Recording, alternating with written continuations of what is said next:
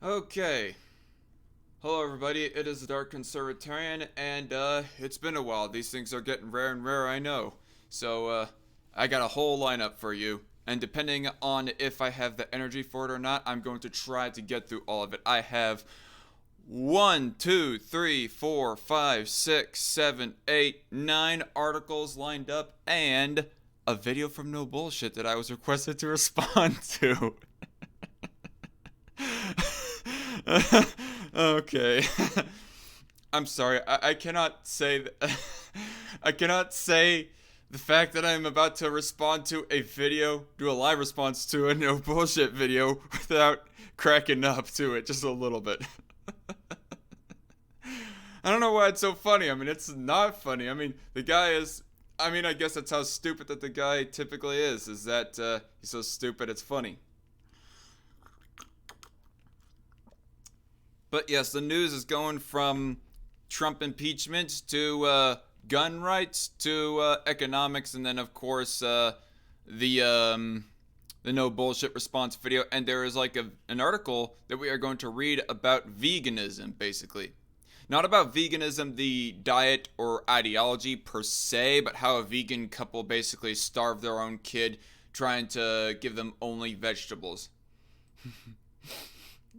You're responding to a no bullshit video. I don't know what to say. It says Creed 61O. Well, depending on how late this goes and how much energy I have, we may or may not get to it because I'm saving it for the end.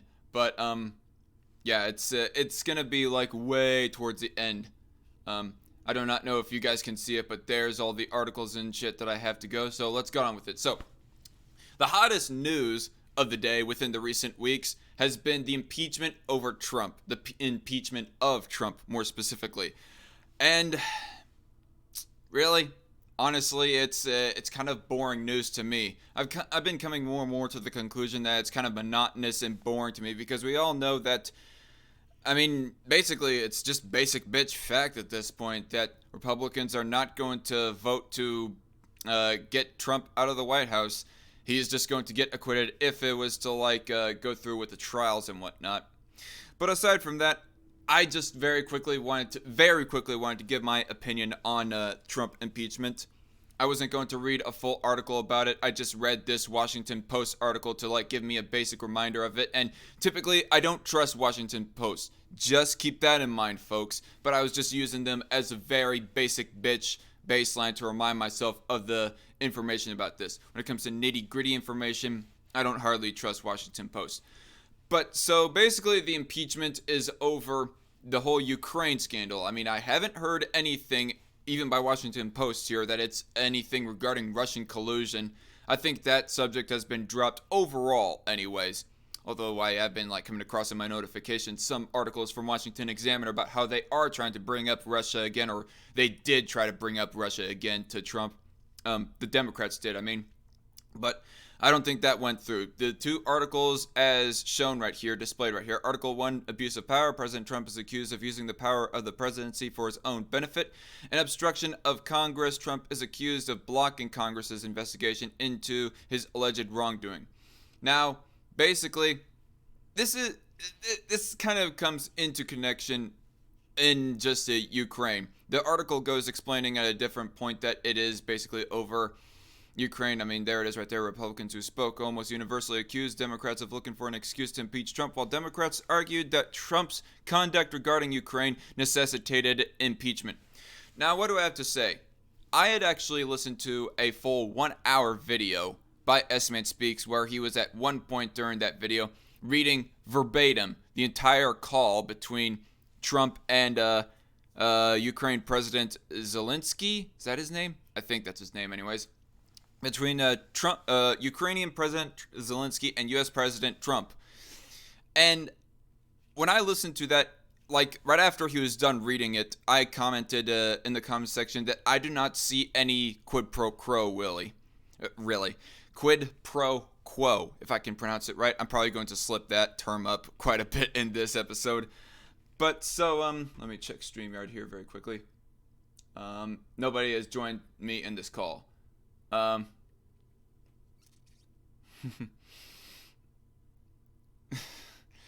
but Anyways, sorry, Cody Ferret said something in the chat. I'll get to that in a bit. Um, but anyway, where was I? Where was I going with this? Yeah, basically, I did not see any actual trade-off, any quid pro quo. Like, people say that it was implied, but I think an implication is kind of a weak bit of is kind of a weak bit of evidence to go off of by for trying to impeach Trump, to legitimize the impeachment anyways.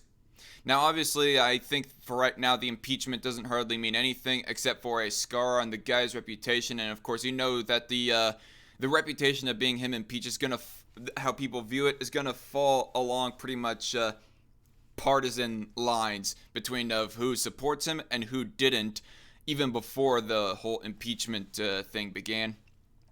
But basically, yeah, I saw no quid pro quo, no real trade-off. He mentioned a lot earlier in the call about aid going to Ukraine, and really, if I may say right now, I don't really think that any aid should be going to nations in general, at least.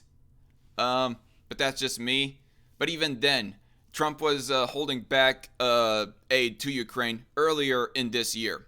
This year still being 2019. We haven't arrived in 2020 yet, folks. And in other news, water is wet. But anyway, earlier this year he held back on that, and he's mentioned the possibility of bringing it up or bringing it back to them, bringing aid or putting the flow of aid back to Ukraine. But then later on in the call, a few sentences later, just he mentions kind of almost out of left field, hey, I want you to investigate the Bidens, basically. And I will say that there was no trade-off when I heard the phone call myself. The phone call transcript read to me. I heard no quid pro quo, no real trade-off in it. But basically, is the mere request of Trump to ask the Ukrainians to investigate Biden really politically motivated? Plausibly, yes, I will say so. But I think that motivation is another weak bit of stuff to go off of for legitimizing an impeachment. That's mostly my opinion there. Are there any, laws or immoralities committed? It ain't inherently immoral to, be investigating a politician. Just to put that rule down. I mean, if there is any way evidence of a possible breaking of law or committing of immorality or whatever else have you. Sorry, I'm kind of losing my train of thought. But I will say, is there political motivation? Possibly, yes. But again, I will say that motivation is not really against any law or the Constitution or anything like that. I don't recall anything saying that motivation is illegal or immoral, inherently immoral anyways, on the part of a politician. Now it depends on what that motivation is, but still. And if it's in regards of, if the investigation is in regards of what Biden, or Hunter Biden more specifically, Joe Biden's nephew I think it is, what he did, or even possibly Joe himself have done with Ukraine, if there's something illegal done there, well then I will say that there is possible legitimacy for Ukrainians to investigate into that. Only if it pertains to Ukraine's interests and what affects them.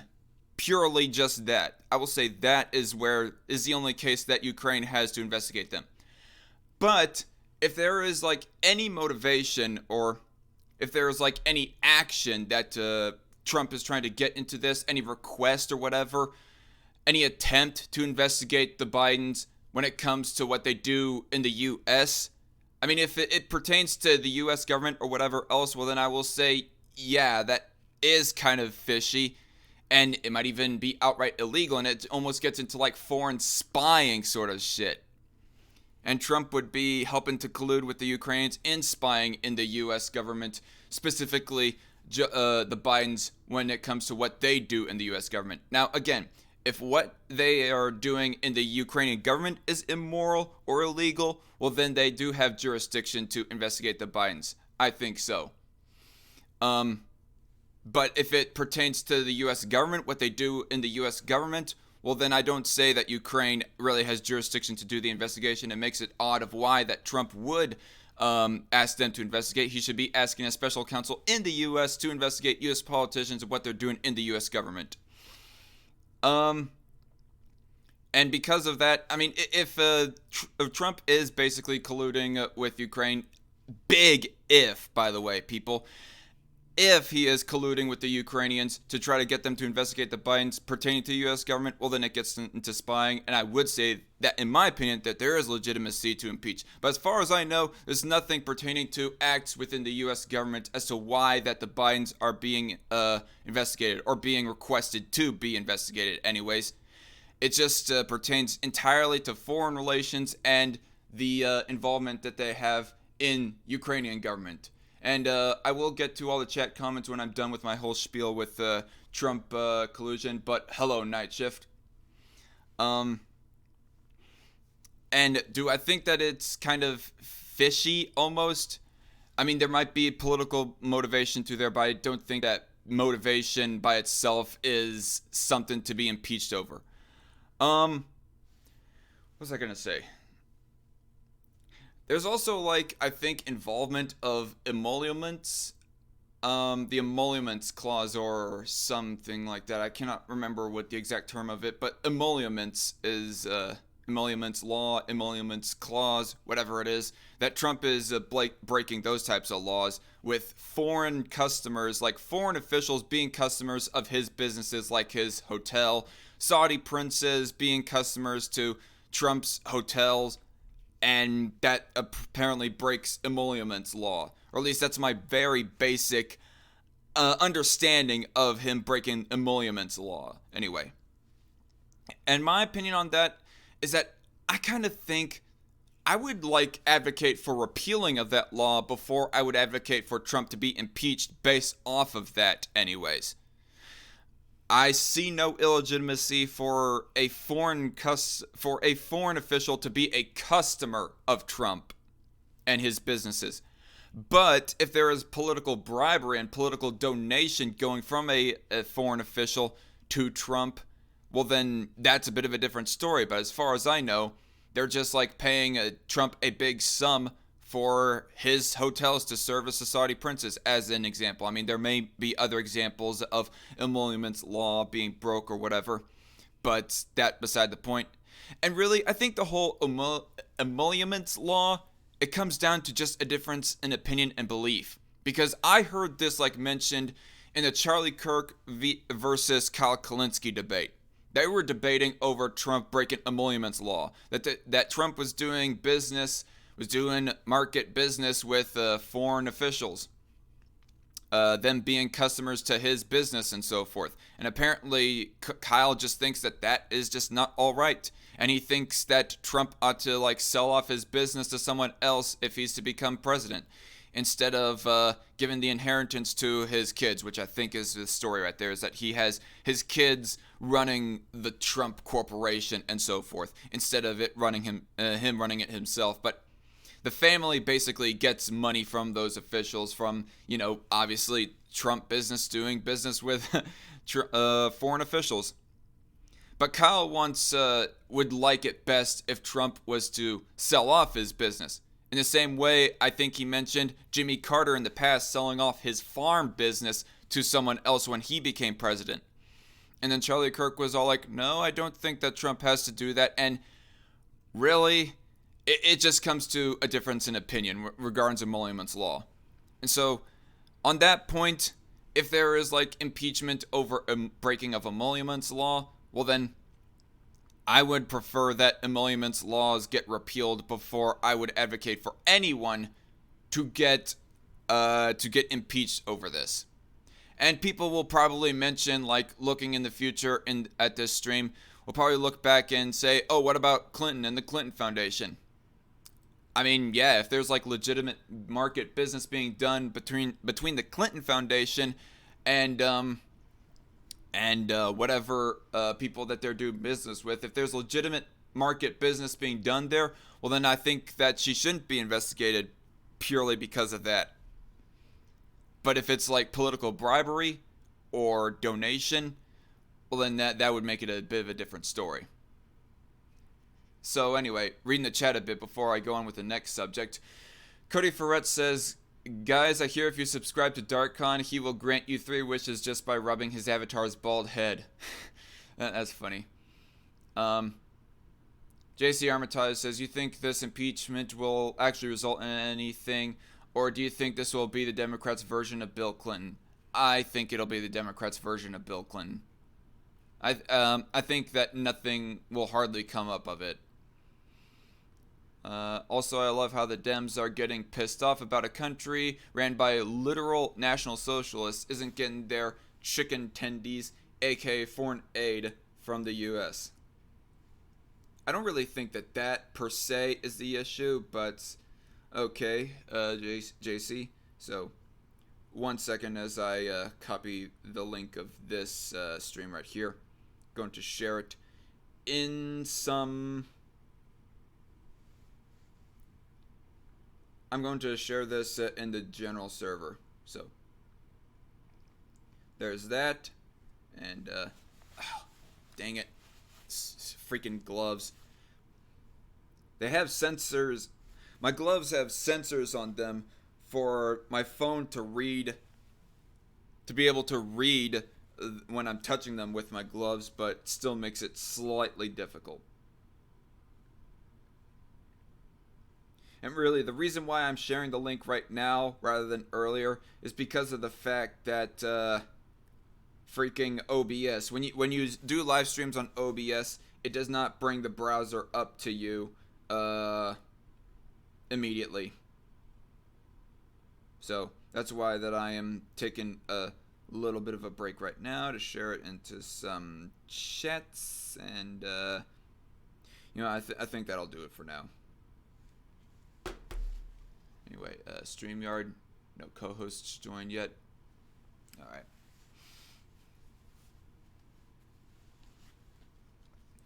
And hello, True Grave. But anyway, on to the next subject.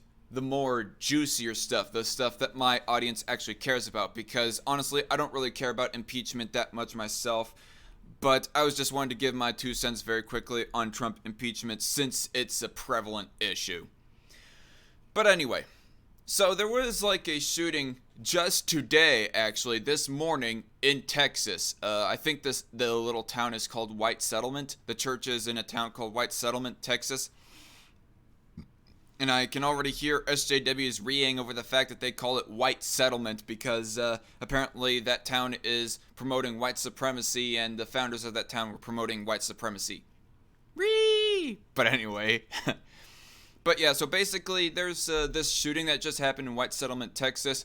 I'll have this Dallas News article linked down in the description box below if anybody wants to read it. I have it linked already in my, I have it linked in the Strikeforce News channel in my Discord server if any of you are interested in checking it out yourself. But basically, 2 people died and 1 person was critically injured in this shooting. And one of the 2 people who died happened to be the shooter himself. Because guess what? People were self-defending themselves from the shooter. So, to read a little description from the Dallas News article, again, you can check out the entire article yourself, but I just want to speed through these first 2 articles.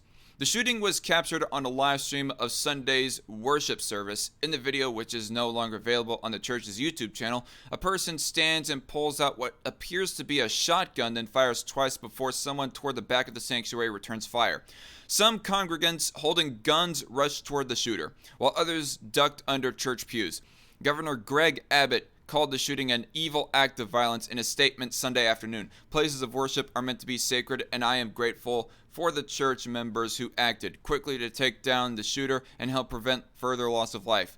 Abbott said, Cecilia and I ask all Texans to join us in praying for the White Settlement community and for all those affected by this horrible tragedy. All right. Or at least, I think I remember it being read that the shooter himself had been killed. But anyway, for the 1 innocent person who did die and the 1 innocent person injured, it's a horrible tragedy. But I say, relatively speaking, things went things went better than it could have been. People were armed in the sanctuary and started returning fire, and they got the shooter. They got the son of a bitch. And what do I want to do? I know that these kinds of incidents should not be politicized within 24 hours of the incident actually happening. I mean, typically that's a rule that people go for, but I'm going to just mention my opinion right now because in the future people are possibly going to politicize this. Although maybe they won't because it's not that big a shooting. I mean, this doesn't even classify under the FBI's definition of a mass shooting, that being 4 people killed anyways. Although it falls under the Chatsburg's definition of a mass shooting, even more so because not only was there a shooting that just happened, there were You don't have to have anyone shot for it to be defined as a mass shooting. Anyway, y'all watching probably know what I'm referring to there. But anyway, and much less does this fall under my own personal definition of a mass shooting. Really, I think that the FBI definition should be redefined to 10 people or more. I think 10 minimum, me personally, is what's required for a mass shooting to be defined as a mass shooting. 10 people killed by gunfire in a single incident. 10 people or more killed. Killed or injured, I guess. But anyway. But like I was saying, I know the rule is typically not to politicize this, but I'm going to make my 2 cents known right now since I know that in the future people are going to politicize this. And by then, this story will be old and I probably won't bother with another news stream. And knowing how often these news streams get put out, I probably won't get to this in time. But what do I want as far as law goes? I mean, generally speaking, even if the death toll on a single shooting, I don't think is worth taking away mass amounts of people's self-protection, that being their guns, away. I don't even think it's worth slowing them down. Government forcefully slowing them down from getting a firearm, really. I mean, much less do I think that a mass shooting, quote unquote, of where that nobody dies, I think that's not good reasoning to increase the wait time of getting a firearm even by 1 hour, personally. And what do I think should be done over this? What do I think could have been done law-wise? I don't think it would have turned up much better, if at all any better, if there was no firearms. Who knows? The shooter probably would have smuggled something in. I mean, they are in freaking Texas after all. That is like one hop away from Mexico, and with our kind of loose immigration enforcement going on, a person could have damn well possibly smuggled a weapon into Texas and ultimately committed this shooting, and nobody would have been able to defend themselves if we were to ban guns anyways, or make it harder for people to get guns. But as far as I'm concerned, I think good on the part of the self-defendees. And there wouldn't be any self-defendees if we were there. Or, oh, hey, there's Markiplier. Odd. But anyway, there possibly might have not even been any self-defendees if we were to like restrict people's gun rights even more so. Be it by banning them or making it harder for people to get guns. And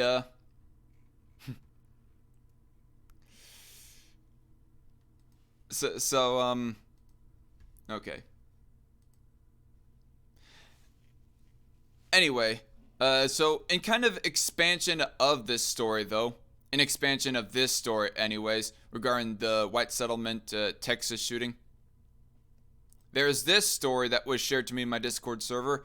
Florida woman 8 months pregnant used AR-15 to shoot and kill home intruder. This was shared by Nightshift 10,000, so shout out to him for sharing this article. And let's check it out. I haven't read this article at all, so we are going to pretty much read through the whole thing. Whereas these 2 articles right here and here, I had read through them. The woman who fatally shot a home intruder in... Oh, shut up. The woman who fatally shot a home intruder in suburban Tampa last week was pregnant and used an AR-15 to kill the man, according to a news report. And I will say, God bless Florida for not trying to rescind on people's gun rights, unlike Virginia, who is like slowly getting more tyrannical with that. Holy shit, you know what? That just reminds me. I was wanting to commentate on the Virginia, what all is going down in Virginia regarding red flag laws and so forth. And their gun control. But I kept on forgetting until I just mentioned it right there and then. Oh well. Next episode of Strike Force News, I will get to the whole Virginia red flag laws on guns. In, if I can gather up my words, damn it. In the next episode of Strike Force News, I will get to the story regarding Virginia gun control.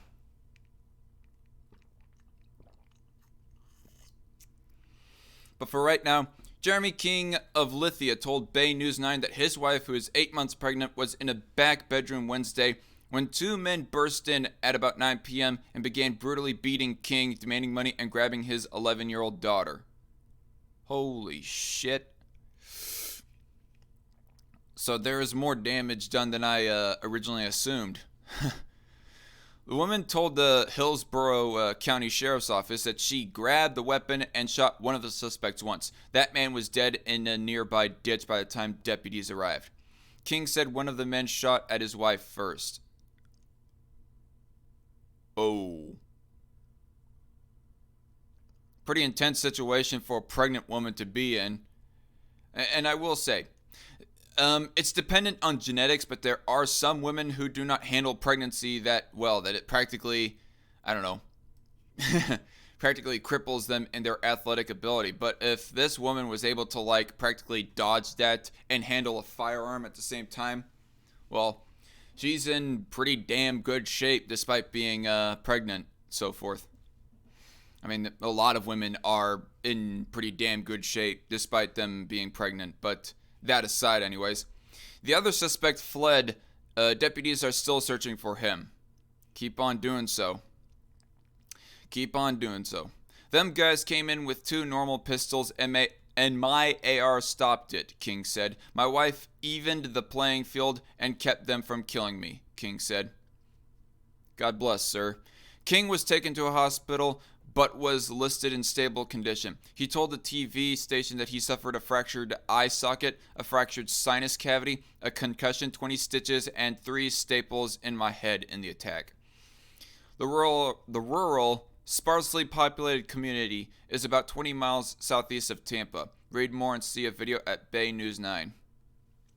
Wow. Quite the story there. But I will say, yeah, that's another example of guns saving lives, people's lives, damn it. And if you are to restrict more on people's gun rights, you are going to make it harder for people to have these kinds of situations. Or at least the positive side of these kinds of situations, of where that they were able to defend themselves anyways. Yeah. There was something else I wanted to commentate about it, but I can't remember now. So we're just going to continue on with talking about the next shooting after I read the live chat a little bit. What's the likelihood this even gets covered in corporate media? I think he's referring to the Dallas News article that I just commentated on. Likely not. Let's just not have criminals ham. Yeah, right, Coin Monster? Please don't give the shooter attention that encourages them. Not even Dallas News right there gave the name of the shooter, so yeah. Nobody was giving the shooter attention. Revolutionary War 2, Electric Boogaloo, says Coin Monster. Yeah. So anyway. USA Today. This from USA Today. Originally, I was shared a New York Times article by Reckless Trucker talking about this shooting, but the article I found was way too freaking long for me to get done in one live stream on top of the other articles that I wanted to commentate on. So I decided to go for USA Today article instead. Plus, I find USA Today to be far more trustworthy than New York Times. So there's that as well. Anyway, Jersey City shooting. Who are the black Hebrew Israelites? Black supremacists, basically, is how I would define them as. The two suspects in a deadly shooting in a cemetery and kosher supermarket in Jersey City held anti-Semitic views and had expressed interest in the black Hebrew Israelite group. New Jersey Attorney General Gerber Grual said at a press conference Thursday. 2 of the 4 people killed Tuesday by the shooters were members of the Orthodox Jewish faith. Thousands mourned the 2 at funeral services Wednesday evening. Based on what we have collected so far, we believe that the suspects held views that reflected hatred of the Jewish people, as well as a hatred of law enforcement, Gruel said. Now, I mean, the hatred for Jewish people, it kind of goes without saying amongst my fan base, but as far as hatred of law enforcement, that's not as objective, to say the least.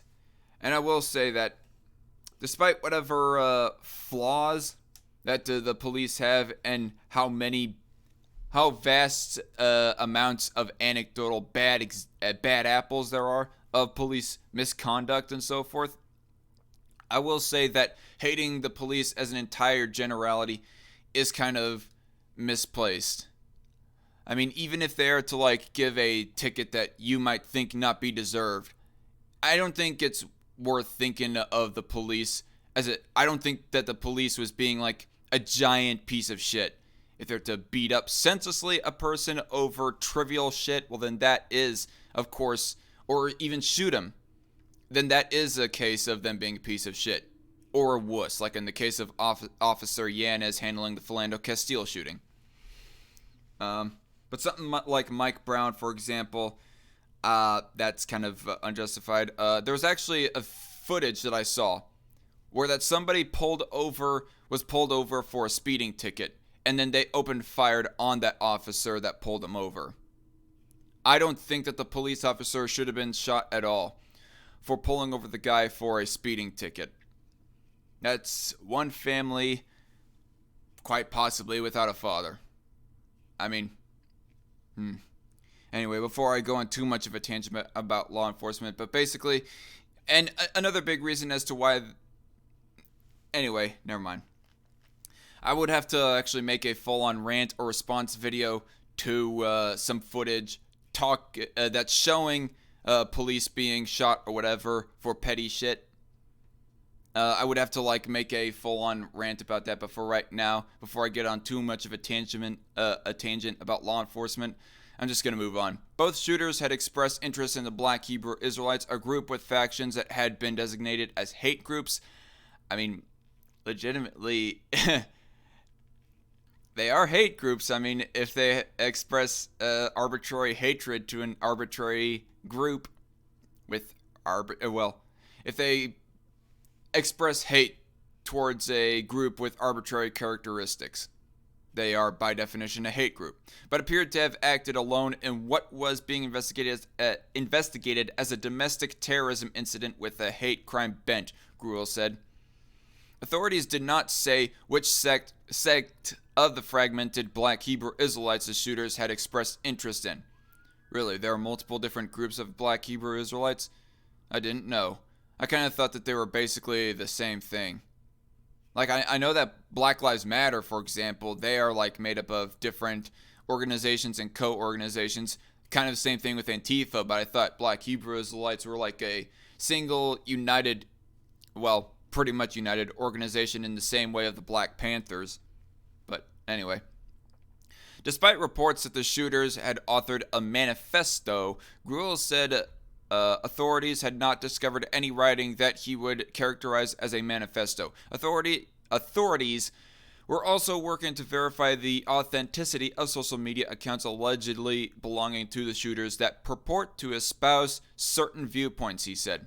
On Wednesday, the FBI searched the Harlem headquarters of a Black Hebrew Israelite sect, the Associated Press reports. Lawyer, no connection whatsoever. Yeah, I mean, of what I've read so far in the USA Today article, there is no real connection. I mean, it is kind of terroristic. Although I will say that not every single bit of hatred towards an arbitrary group is terrorist. It can be an outright terrorist organization because there isn't always a political motivation, technically, anyways. I mean, if you're saying white ethnostatism for the win or whatever, well, then that would be political. That would definitely be political terrorism. But if they're just saying, I hate black people, so therefore let me shoot these darkies right here or whatever. Terrorism, I mean, yes, it is hateful, but terrorism, possibly, maybe so, maybe not. I don't know. Lawyer, no connection whatsoever. The Israelite Church of God in Jesus Christ in New York, the Israelite Church of God in Jesus Christ in New York, a black Hebrew Israelite sect, told the USA Today network through an attorney Wednesday that it has no connection to the shooting and does not know the suspects. Funny. I kind of thought that the black Hebrew Israelites were Judaists, but I'm almost getting implications that they do believe that Jesus is the Messiah. Okay. But still. Let me get caught up on the chat just a little bit if it can get pulled up. My browser is starting to get kind of slow. Damn it.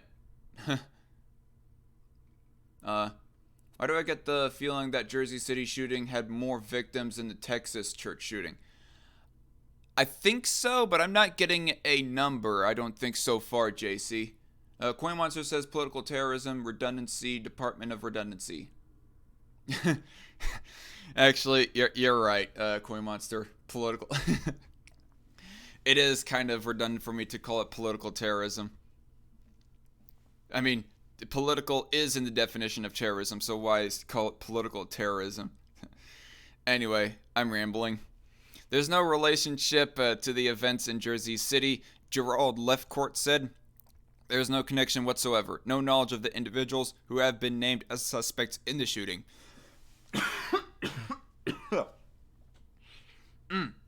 Excuse me.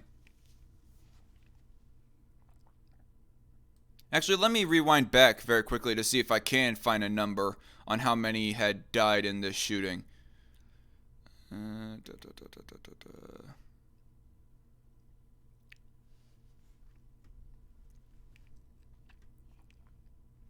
Two of the 4 people killed today. Okay. So there were 4 people killed. My mistake, there was a number mentioned, but I had forgotten about it. But that aside, there were 4 people killed, and you're right, there were more people harmed, JC. Anyway. Israelite member John Lightborn, who goes by commanding General Yana of the Israelite School of Universal Practical Knowledge, said the shooter's actions do not represent the views of black Hebrew Israelites and that he was unfamiliar with the 2 suspects. I'm sorry.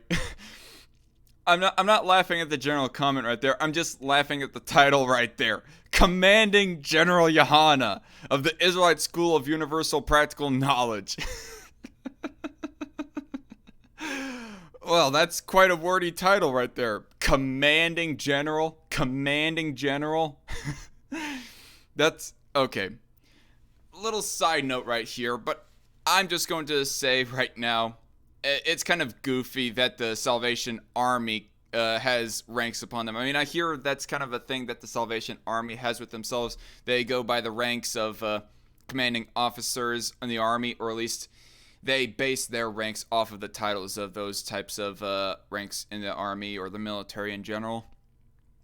And so, by extension of that being goofy, I kind of find this goofy as well.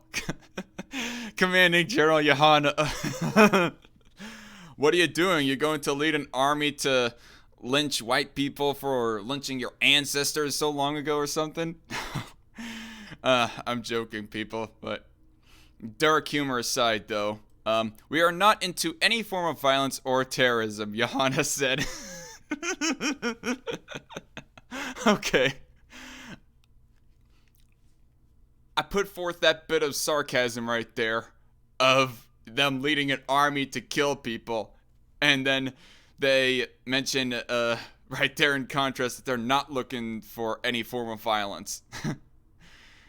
Okay?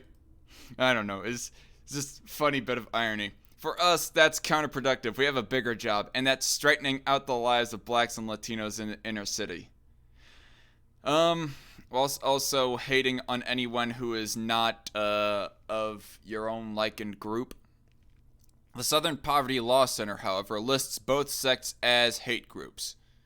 Maybe the Southern Poverty Law Center is not completely useless after all. I don't know. I have heard general stuff about the Southern Poverty Law Center is not really trustworthy, but anyways, that aside, who are the Black Hebrew Israelites? So, okay, it's going to get into defining of the Black Hebrew Israelites, and I'm going to continue reading just for the sake of information. But first, let me see the chat here. Commanding General, is that his level in Call of Duty or something? I don't know, JC. Could be.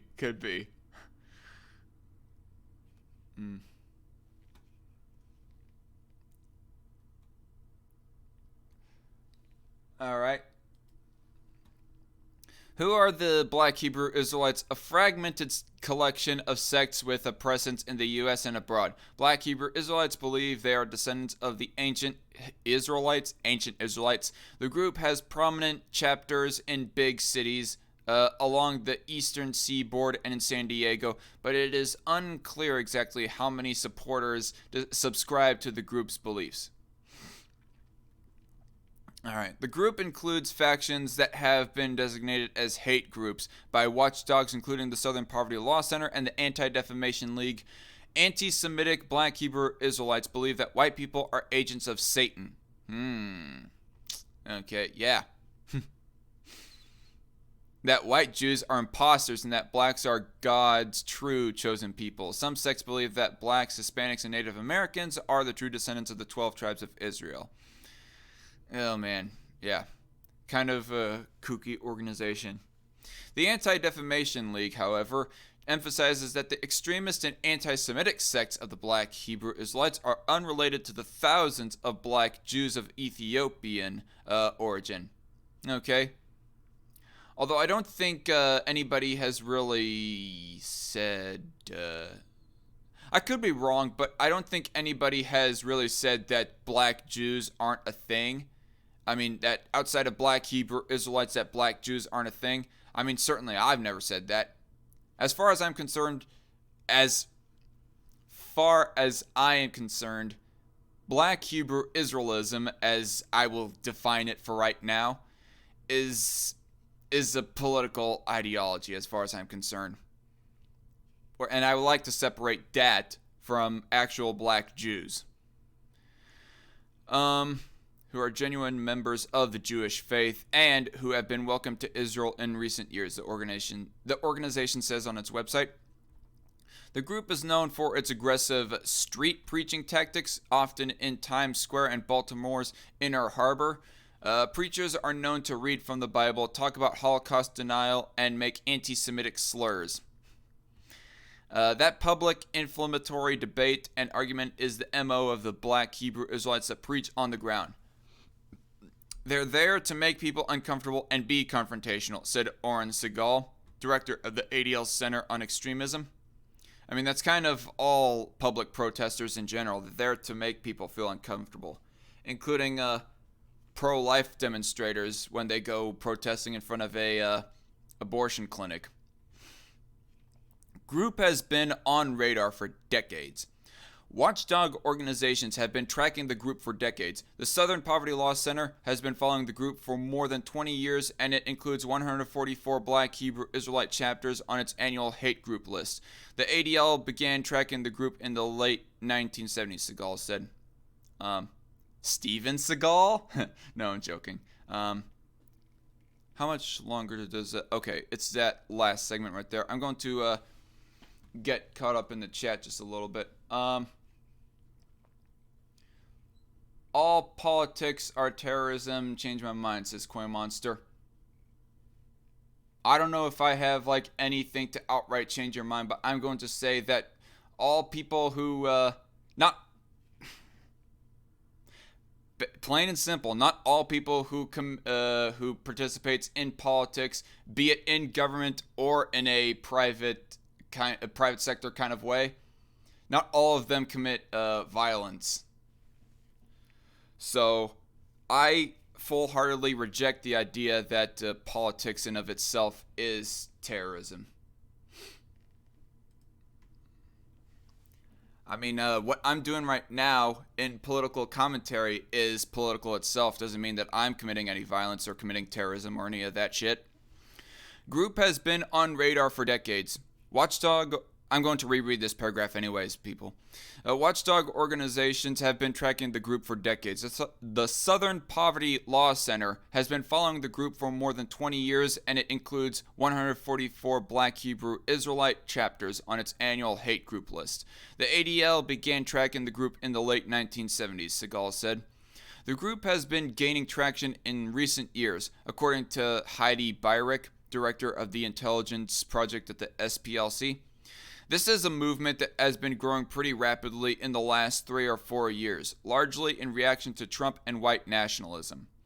Black Hebrew Israelites have used these developments to recruit into their movement, Byrick said. Tuesday's shooting in Jersey City, however, would mark a departure from past Black Hebrew Israelite tactics. Members of the group have been reportedly involved in domestic disputes in the US and UK, but not in mass killing incidents, Byrick said. Well, I mean, if, I don't know. I'm not going to say what I was going to say right there. I'm hoping that this does not signal some new move by members of the Black Hebrew Israelites. This is not typical of them to have a large targeted attack, as we see with white supremacists, Byrick said, referencing mass shootings by alleged white supremacists in El Paso, Pittsburgh, and Christchurch, and New Zealand. Right. A New Zealand shooter. The guy was advocating for a white ethno-state, if I recall correctly. I had actually listened to a live stream that was hosted by my buddy Brandon Padgett. He was hosting a live stream reading the manifesto where he and some other people on stream were commenting on the New Zealand shooters' manifesto. And I think there was mentions of wanting to put in place a white ethno-state or something like that. In October, a self-identified Black Israelite was charged with 2 counts of aggravated assault with a deadly weapon after allegedly assaulting 2 people as they were leaving a prayer service in a synagogue in Miami. The man threatened to kill the victims with a knife, called them fake Jews, and told them to go back to Israel, according to NBC News. Why would you want them to go back to Israel? I mean, don't you technically think that you are the true inheritors of the land of Israel? I mean, I'm confused there. It seems kind of a self-defeating, hateful call that you're doing right there by saying, go back to Israel. Again, don't you think, aren't you the guys who think that you have legitimate claim on that piece of land? Or I don't know, maybe they think that, that the legitimate promised land, as the Bible would put it, that the legitimate promised land is not in the country of Israel, but somewhere else. I don't know. Or some other kooky shit.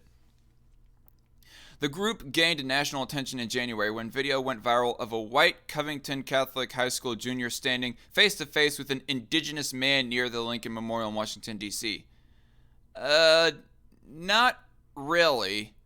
I mean, for one thing, the footage of the Hebrew Israelites' participation in that event did not really go that much viral. I mean, it wasn't shown as much as the kid being smug towards the Native American protesters was.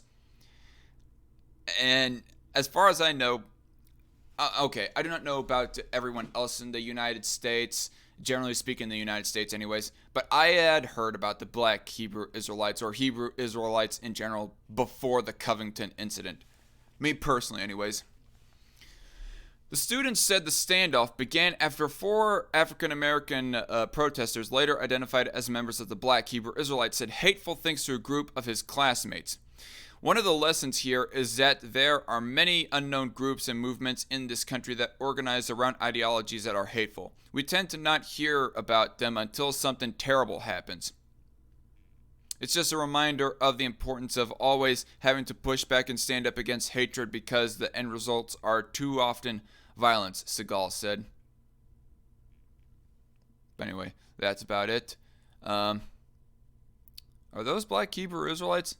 They look more like black Amish people with the type of hats they're wearing. I thought I remembered black Hebrew Israelites wearing white and blue for some reason. That was their typical dress code. I could be wrong. Oh well. It's neither here nor there what their dress code is. Still kind of pieces of crap with their hatred anyways. The Christchurch shooter also wanted more gun monopolization. Unfortunately, he got his wish. Yeah, that I did for. Thanks for reminding me on that, JC. I almost forgot about that. Amish black Jews, says Coin Monster. Anyway, so this is from The Hill. 1 second.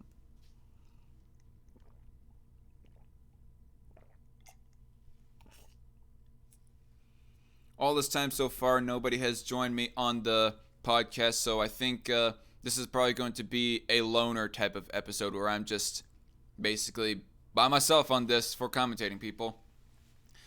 But anyway, this from The Hill. White House, Congress near deal to give 12 weeks paid parental leave to all federal workers.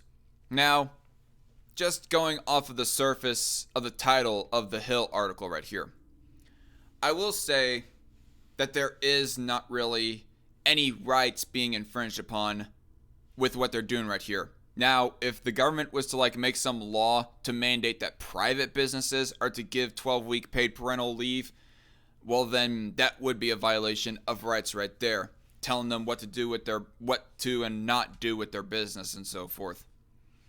But considering that the federal workers are technically the employees of Congress and White House and all that stuff, well actually, technically all federal workers are more like employees of, or at least they're supposed to be looked at as employees of we the people, but that's kind of become less and less the case as the years roll by, as the United States degenerates from its kind of monarchist state in the late 1700s and early 1800s to its plutocratic and oligarchic, one could say, and in some few ways, social democratic ways and policies in the 1940s and onward.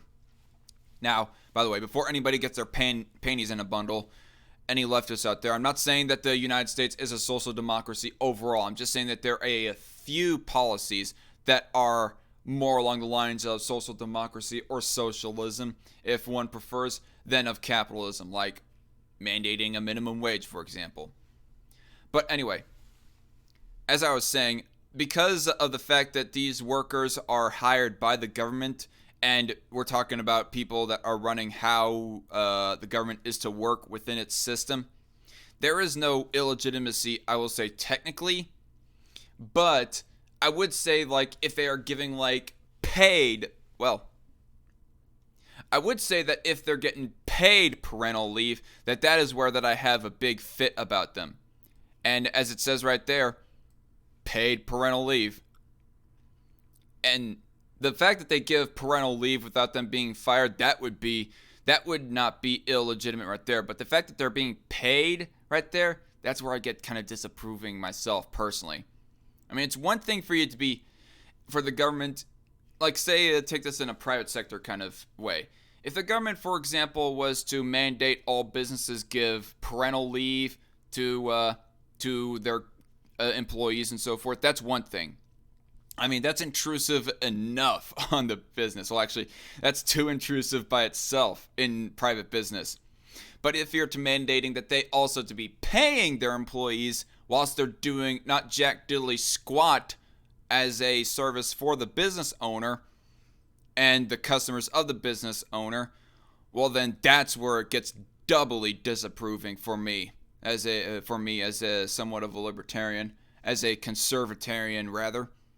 And so because of the fact that they're getting paid parental leave, that's where more along the lines I'm getting kind of disapproving.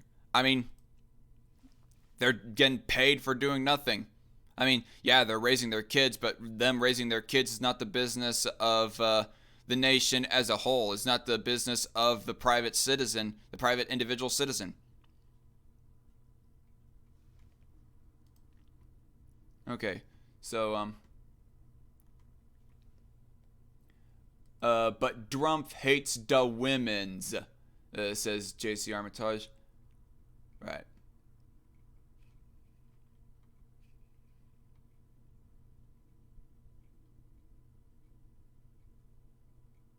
Okay. Um. That's okay, Corn Monster. I mean, we can talk more in Discord DMs or something like that. I mean, I don't know if. Oh, I don't know. I was about to say I do not know of what drama you would get into, but then again, there are some people who hate me enough to play guilt by association with anybody who dares join a stream that I'm on. But yeah. All right then, Koi Monster.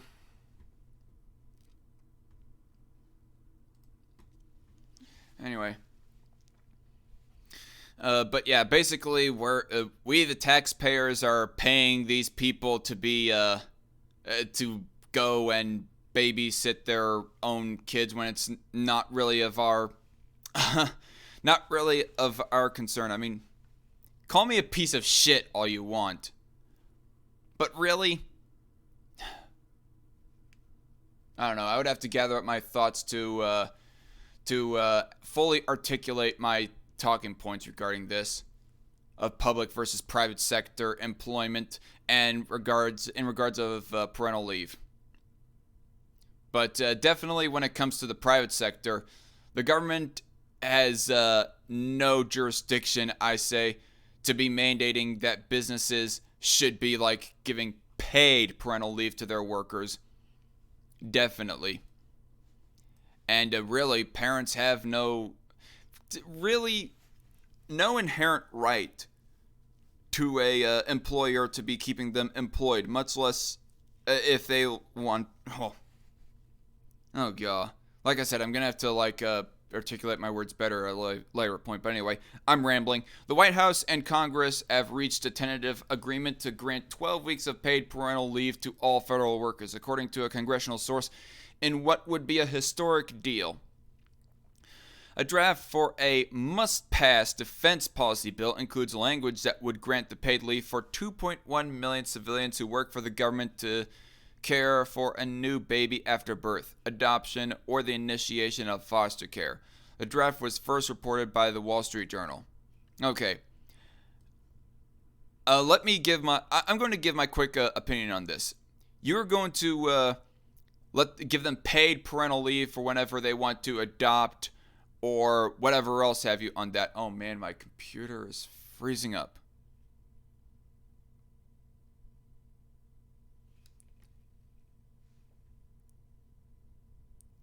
Testing, 1, 2, 3.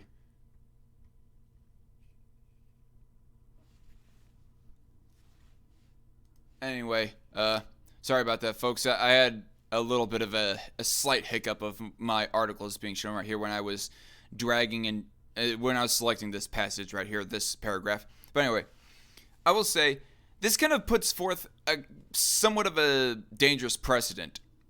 I mean, you're basically giving bad parents. I'm not going to say that every single federal worker who wants to adopt is a bad parent or anything like that. But obviously, there are, I mean, it goes without saying, there are going to be bad parents in every single occupation and group. But you are putting forth the precedent and the possibility that bad parents who work for the government can adopt a foster child just so that they can get 12 weeks of paid parental leave. That's 3 freaking months, people. 3 months of them away from work and us not knowing whether or not they're even taking good care of that foster child that they adopted. Basically, they adopt the child just so that they can get their free money and then treat the kid like shit. Possibly, anyways. Again, not to say that all of them will abuse their child, but still. You're giving them a slight motivation to adopt another child that they could possibly abuse or neglect or whatever by giving them paid parental leave for basically doing nothing of service. The draft was first reported by the Wall Street Journal. Current law allows military members to get 12 weeks of paid family leave, while civilians get 12 weeks leave without pay and are paid by using accumulated annual or sick leave. I don't know. I was about to say it is a little bit of a different story with military members, but I don't know. I mean, they're the ones that actually sign up to possibly die, be it in vain or not, for the country. So there is a little bit more weight when it comes to family members, but really, inherently, I say that even military members don't have an inherent right to any sorts of free services or side benefits in their service. And inherently and naturally speaking, anyways. To qualify for the new benefits, employees must have been working for the federal government for at least a year and stay in their posts for at least 12 weeks after returning from leave. The requirement could be waived for a physical, mental, or other problem out of the parent's control. The source familiar with negotiations credited Democrats with getting the provision in the bill, arguing that Republicans had resisted for weeks. Asked why the deal was being classified as tentative, the source added that the defense policy bill has not been finalized, and anything in the bill is classified as tentative until it has been posted. Lawmakers are reportedly still waiting on an estimate on the proposal's cost from the Congressional Budget Office. Asked about the tentative agreement, a Democratic aide was more cautious, saying they were nearing agreement on a final bill that includes the 12 weeks in exchange for Space Force. Okay, I'd actually seen S-Man make a video about this law, I think, as well. This spending bill, anyways. And hello, Sent 1000.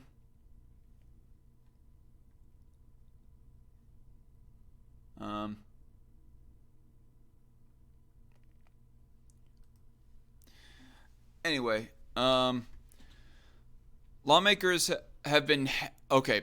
Very quickly, I want to commentate on this. As far as the adding of a space force to the U.S. military, I mean,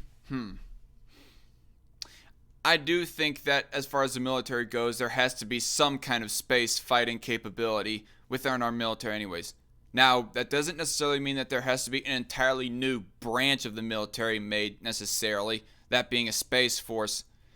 And I would there's some bill that I had heard that you cannot add any more members, you cannot raise the limit on how many members that you can have in a given military branch. Yeah. There's some law saying that you cannot raise the limit of military members that you can have in a military branch.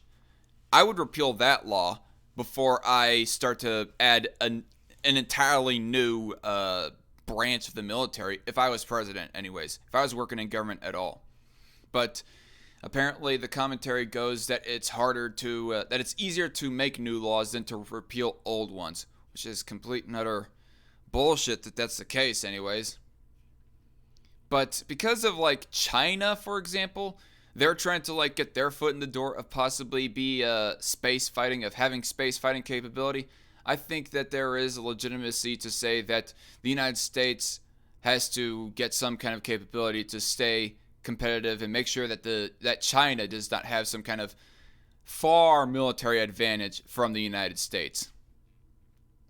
And yeah, I know that even if we aren't to add a space force and China was to add a space force, that on raw power we would be stronger than China, but on strategic power, China would be able to fight us from an area that we cannot hardly reach because we did not decide to invest in any space fighting capability.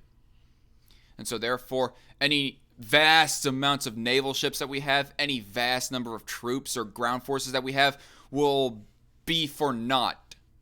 because China will have, like, say, for example, some space laser that can shoot from space down to those forces. Oh, man. Political dialogue gets more and more ridiculous as the years go on. I mean, whether or not Space Force is a good thing or not, it's still kind of made political dialogue kind of ridiculous with the adding of a Space Force. Because now we're getting into kind of almost sci-fi conversations right here when it comes to politics. Lawmakers have been haggling over Trump's request for creation of Space Force as a new military branch under the control of the Department of the Air Force as they've tried to finalize the defense policy bill. Why not just expand the Air Force as a lone military branch to have space capabilities or something like that? Instead, how about you take whatever money that is going to obscure technology of the military, take whatever money is going to that or inefficient technology and invest it into researching and building new military technology. That would be a whole lot better in handlings of the military spending. But no, because we're kind of inefficient in our handling of military budget, it's much easier apparently to just add more spending, whether or not how much of it gets wasted or not. Anyway, the initial National Defense Authorization Act, NDAA, that passed the House would create a Space Corps. The Senate bill greenlighted a Space Force, but did not specifically authorize a new branch of the military. Okay. I stand corrected. So apparently in all of the hyperbolic language regarding conversations of the Space Force, in all reality, there's not necessarily a new branch that is going to be made, it seems like. Calling it Space Force apparently is a misnomer of terms. Instead of calling it Space Force, the Space Force bill or whatever else have you, instead of like creating a Space Force, a new term called Space Force, they need to like rename the Air Force or something like that, to make things less confusing with the conversation in regards of what's happening with the Space Force.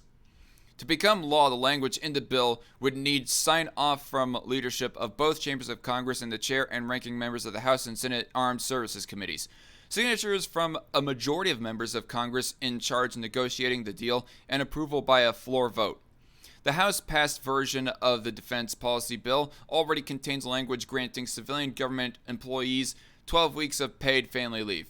Proponents of the move say it would provide equal benefits to civil and military public servants and save money on recruiting. I'm pleased that parental leave to nearly 3 million American workers is set to be included in the final NDAA, said Senator Kirsten Gillibrand, Democrat, New York, a member of the conference committee tasked with negotiating the final NDAA bill or deal. This means that the largest employer in the country now provides basic parental leave, a huge step, and we must work to ensure that paid leave for other family emergencies will be added in the future. Ivanka Trump, the president's daughter and advisor, also praised the plan. As the country's largest employer, the United States government must lead by example. After 3 years of relentless advocacy, the passage of the NDAA will secure paid parental leave for all federal employees, she said in a statement. This will mark a huge step, or as her dad would say, huge step forward towards making paid leave a reality for all Americans. This new policy represents another incredible win for millions of hardworking American families, courtesy of President Trump. However, some conservatives reportedly remain skeptical about the plan's cost. Representative Adam Smith, a Democrat Washington, who is helping craft the legislation, declined to discuss details about the provision Friday when asked about the bill. Yeah, I generally hear that there are some kids within the Trump family, and I think it might have been Ivanka Trump that I heard about it, that, yeah, some of them do disagree with their own daddy when it comes to his politics and how to handle it, in more ways than people would originally think anyways. Okay. And I will say that this is just going to end up being like a this is going to be an unnecessary bloat to the budget, giving this paid parental leave. I mean, ultimately, if person was to take parental leave, if a federal worker was to take parental leave, ultimately, whatever money was saved from them taking that leave could be invested into paying off the United States debt or paying off some other service even. But no, instead they're being paid while they're leaving, doing parental leave. So therefore, it's another waste of money in my opinion.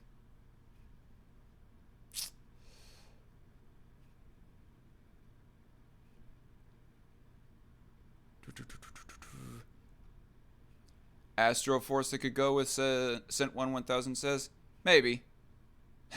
Space Force making Warhammer 40k a reality, says JC Armitage. With the Space Force, I would say take part of each branch to the service, perhaps, as Sent 1000. Possibly, that would probably be a little bit more. Koi Monster Chaos says, in the grim darkness of the far future, there are only clowns. Yep. Wait a minute, do bullets even work in space, says JC Armitage?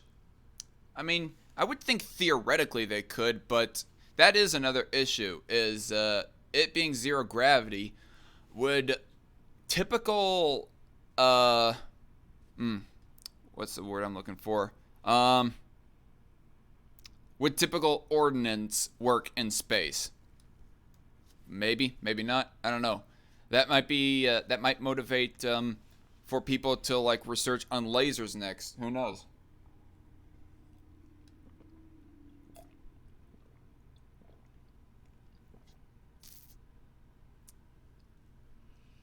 Yeah, I think we all know that debt is never going to get paid, says JC. Yeah, apparently. The bloat is the thing in the ocean that made the bloop sound, says Koi Monster. Yeah, I know, Koi, but it still kind of adds up, though, still. So that's why, I mean, even if it's small, I still am disapproving in how they're handling parental leave. Actually, now that I think about it, I would advocate for parental leave for employees, but mostly for the sake of saving money. Like, if they are to take parental leave, then that money that was originally being used to pay them for being a government worker, instead of it being used to still keep up paying them, it should be used to try and pay off some other service, or even, like, pay off the debt. I mean, it would work kind of the same way, like, back in the late 90s, of Bill Clinton and the House and whatnot getting a, what's the word I'm looking for? Getting a budget surplus. Yeah. Getting a budget surplus. They did not really make the cuts necessary for getting a surplus. What really that surplus was from savings of Social Security. It was just savings from Social Security saving that was helping to, like, give kind of a mock reduction of debt. It would kind of work like that if they were to, like, give parental leave, just regular, unpaid parental leave to federal workers. But anyway, I digress. So, got a few more articles here. I still have some energy in me. I think we'll go at least until 8 p.m. Central Standard Time with this news stream, people. I don't really intend to go any further than that. But anyway. The 2010s, when energy scarcity became abundance. The decade in energy saw the returns from the shale boom of oil and gas pay off. Yeah, like hydraulic fracturing. The shale revolution from horizontal drilling and hydraulic fracking, which started to take off in 2006 but peaked this decade, helped get the United States to the verge of being a net energy exporter for the first time since 1953. Ooh. Okay. I mean, I have kind of heard a hearsay that the United States had become like an exporter as of recently in energy. in fuel and gas or whatever. But apparently Washington Examiner kind of more or less confirms that for me. Moving off its dependence on Middle East oil and closer to energy independence. Yeah, well, I think the United States should not be, okay. I will not say that the United States should not be making any business with the Middle East or Saudi Arabia. Well, Saudi Arabia more specifically, because Saudi Arabia, that is a freaking unholy alliance that the United States has been having with for the past few decades. But yeah, I don't think that alliance should exist. But as far as doing business with other countries or companies from other countries, that's not really the business of the government. So I don't think the government could really have a say in whether or not, say, ExxonMobil, for example, wanted to have a trade, wanted to like do business deals with some Saudi company. But the alliance itself, I think, should be done with. The entire psychology of energy as a country shifted this decade to one of scarcity to one of adequacy and eventually abundance, said Kevin Book, managing director for research at Clearview Energy. What it means is Americans are not afraid of running out of energy like they used to be. The rise of gas has allowed here's the thing. Even before the shale revolution, we have like oil reserves that could last us at least 50 years, if not 100 years. I mean, I do not know where this whole scarcity thing is coming from. I mean, it's not like that we're going to run out of oil for the next 10 or 20 years, in the next 10 or 20 years. Managing director for research at Clearview Energy. What it means is Americans are not afraid of running out of energy like they used to be. I already read that. The rise of gas has allowed the U.S. to wield energy as a geopolitical weapon. Before the shale boom, the U.S. was expected to become a big importer of liquefied natural gas, the chilled liquid form to which gas must be converted for shipment in giant tanker vessels across the sea. The U.S. now exports LNG to 36 countries, double the 18 destinations at the beginning of the Trump administration, which has sought to ship more gas to Europe to reduce its dependence on Russia. So I guess going off of this bit of information right here, I guess one could say that the United States economy is thriving in a sort of way. I mean, yes, there are plenty of predictions out there regarding the dollar is going to implode and fall drastically, and there will be another recession or even a depression in the United States. But I don't know. I don't like to make those predictions of when it will happen or whatever. I'll leave that to all the other people out there. But when it comes to outside of our currency, outside of our inflated currency, the United States economy seems to be doing fairly well. And this seems to be showing an example of that, in my opinion at least, when it comes to production of goods, to clarify. The geopolitical leverage of dominant pipeline suppliers like Russia has been weakened, enhancing our energy security and helping move China to less polluting fuels, said Jason Bordoff, the founding director of the Center on Global Energy Policy at Columbia University and a former White House energy advisor to President Barack Obama. The proliferation of natural gas is also the biggest reason U.S. carbon emissions have declined this decade. Yeah, and that's a general fact that I know of as well. I mean, primarily thanks to Loudmouth Reviews, who mentioned it in his debate once against Owen McDonald. But, yeah, still. Defying projections from the Energy Information Administration in 2010 that emissions would continue rising, but at a slower pace, natural gas, a fossil fuel that emits half as much carbon as coal, has mostly replaced coal in the electricity sector, generating 35% of U.S. power in 2018, the most of any source. More than coal, it seems. I mean, coal workers, you ought to start migrating yourself from the coal industry to the natural gas industry, it almost seems like. I mean, since you're getting like a shrinking share of the energy supply, which they mention right here in this paragraph that I'm about to read, coal is generating 25% of U.S. electricity this year, compared with about 45% in 2010. With the EIA projecting that share to fall further to 22% in 2020. The decline of coal outperformed all projections, Book said. As the decade ends, however, Democratic policymakers, state and local governments, and climate change activists are looking to a future beyond the shale boom as they realize its limitations and potential consequences.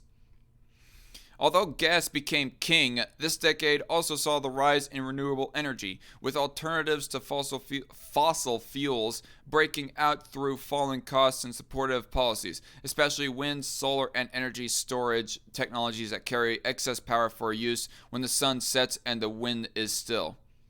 Okay. 1 second, I'm going to get caught up on chat if my freaking thing here will work. I don't know. For some reason, I cannot select the text right there to bookmark it for myself. But anyway. Okay.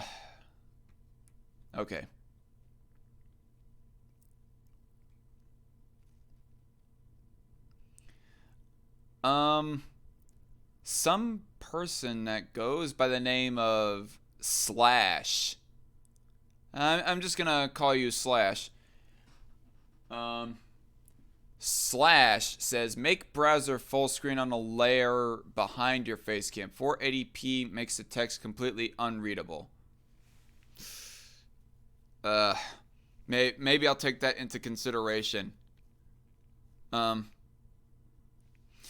I'll take that into consideration. The main thing is that I really like the blue fire background that I have right here, and I want to keep that up somehow. Oh damn. The text decided to select the whole thing. My computer is running very slow right now, trying to stream and run like 10 browsers at once. You know what? Screw it. I'm going to close down these two articles, or this article and this video anyways. I'm going to close them down to maybe relieve some CPU usage and speed up my computer just a little bit, because this is getting ridiculous.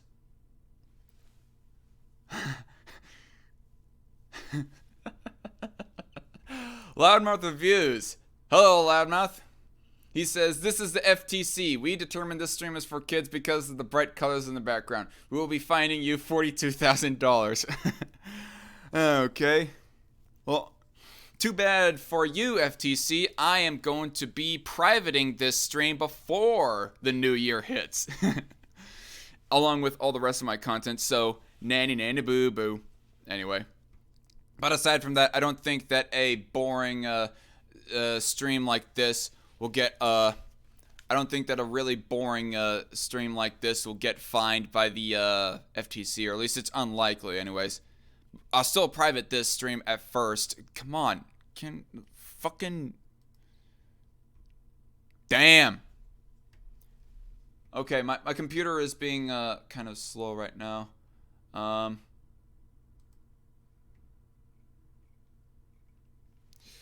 What the heck do I do with my channel to not get fined, says Coin Monster. Private your videos, I would say, just to stay on the safe side, and upload all your stuff to BitChute. That would be my my suggestion.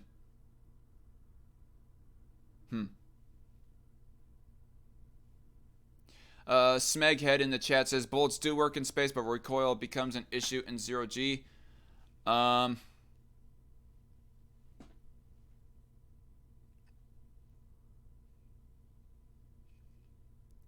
So Pumpkin Row says in the chat, he's really wanting me to answer this question. Do you disable or disablu, as he did a big typo there? Do you disablu super chats because you're afraid I'll make you say something gay? No, I don't have super chats primarily because I do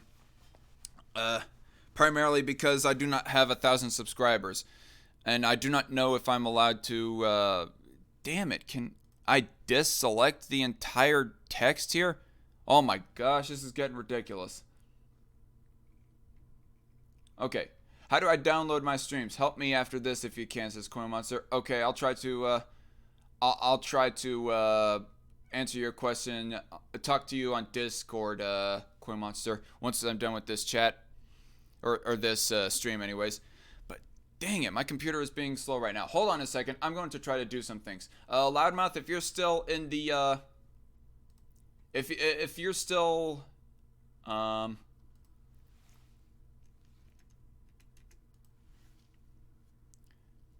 okay, I'm going to try to close some links, but I'm also want to copy the links on WordPad so I don't end up losing them. Maybe it'll free up some CPU usage. Oh man, this is just gonna make it all the harder to try and get these links copied and pasted in the description box down below. But it's gonna be worth it so that I don't like get more gray hairs from the freaking stress of this all. Okay, okay, copied that one and close down, nigga. No. Holy shit. I think it was that USA Today article that was slowing down my CPU usage. I almost had no response on my Mozilla Firefox there, people. How's the,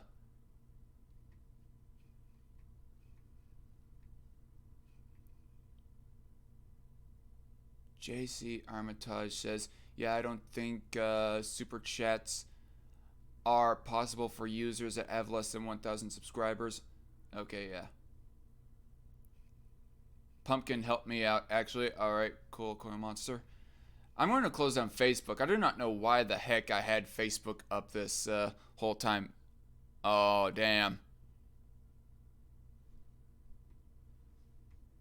Oh, man. Technical difficulties here, people. Hey, Loudmouth, if you're still in the live chat right now, if you're still watching this stream, I'm going to try to get you a link to join the call with me if you want to join this. Otherwise, I'll continue on by myself. I don't really care, buddy.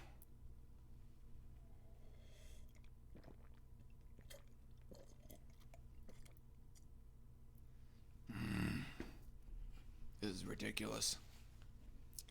And yeah, I don't know what specific advice that Pumpkin Row gave you, Coin Monster, but I will say that, oh, okay, the Loudmouth says that,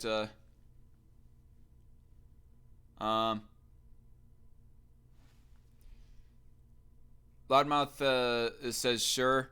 All right, 1 second. I'm going to.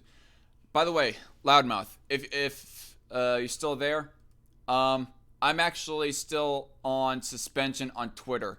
I'm on suspension on Twitter to the point that I can't even access DMs on Twitter. So therefore, I'm going to send you an invite via Discord. That's the only way that I'm going to be able to send it to you, guy. So you're going to have to like go on you're going to have to go on Discord to access the link. And my StreamYard browser just crashed. Hold on a second, people. We're still trying to like get things back up in order. My StreamYard just crashed, so therefore I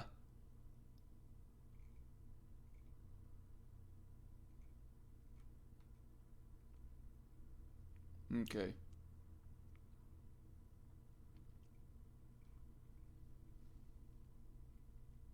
All right. Oh, Loudmouth. Okay.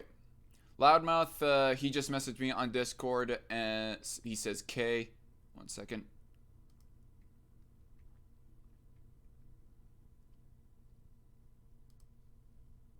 Testing, testing. Enter broadcast studio. Add to stream. Copy link and voila. All right, the link should be provided to you right now, Loudmouth. And by the way, you gotta get your profile picture.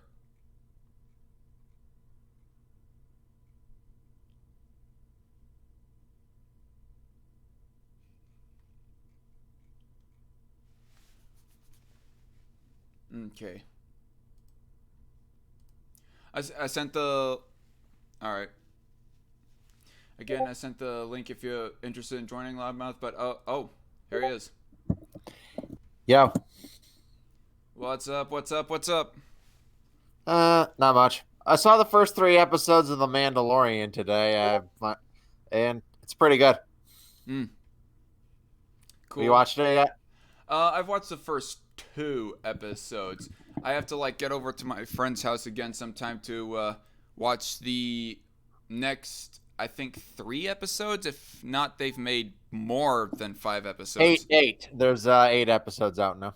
8 total episodes now. Yeah. Cool. All right. Trying to get things back in order and Yeah, some of the best Star Wars content in a while. I still have not seen Rise of Skywalker because I've heard really horrible things about it. okay.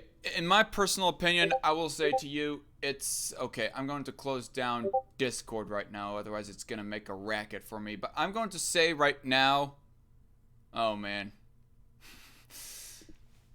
I'm going to say right now that in my personal opinion, that freaking Rise of Skywalker is better than Last Jedi, definitely. Although I know that you're kind of friendly, or you're more fair to Last Jedi than a whole lot of other people are, anyways. But Yeah, I was, but at the same time, I do recognize some of its problems and why a lot of people disliked it. I'm not one of its blind defenders either. Rise of Skywalker has better character development for Rey, though. That I will definitely say. I mean, Well, from what I hear, the idea I really liked. One of my favorite aspects of The Last Jedi was the idea that Rey didn't really come from any kind of great lineage in Star Wars.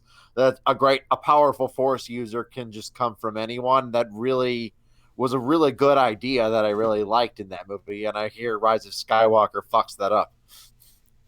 yeah, and by the way, people, if you haven't seen Rise of Skywalker yet, and you don't want even the vaguest of spoilers, well then tune out of this stream. But we will get I on. haven't seen the movie either, so I don't really want any like serious spoilers. All right. So I mean, I guess that is something that I will give the Last Jedi credit to, but yeah, that I don't technically consider to be development on her part, anyways. no, I Becoming a will better agree. character or whatever. The Last Jedi still generally did a bad job developing Rey. It kind of she pretty much just stayed the same Mary Sue that she was in The Force Awakens, and I highly doubt Rise of Skywalker will improve on that. Yeah, well, They actually, really dropped the ball with that whole character because they never really developed. They they her rise was very poorly developed throughout that whole new trilogy. It seems. yeah. Um, I'm not going to give a specific spoiler, but I will say that they do give her a few flaws in Rise of Skywalker, or at least more than I saw in Force Awakens or Last Jedi, anyways. I guess that's a positive thing. So, but maybe I might see it before it leaves theaters, or maybe I won't. I haven't made up my mind.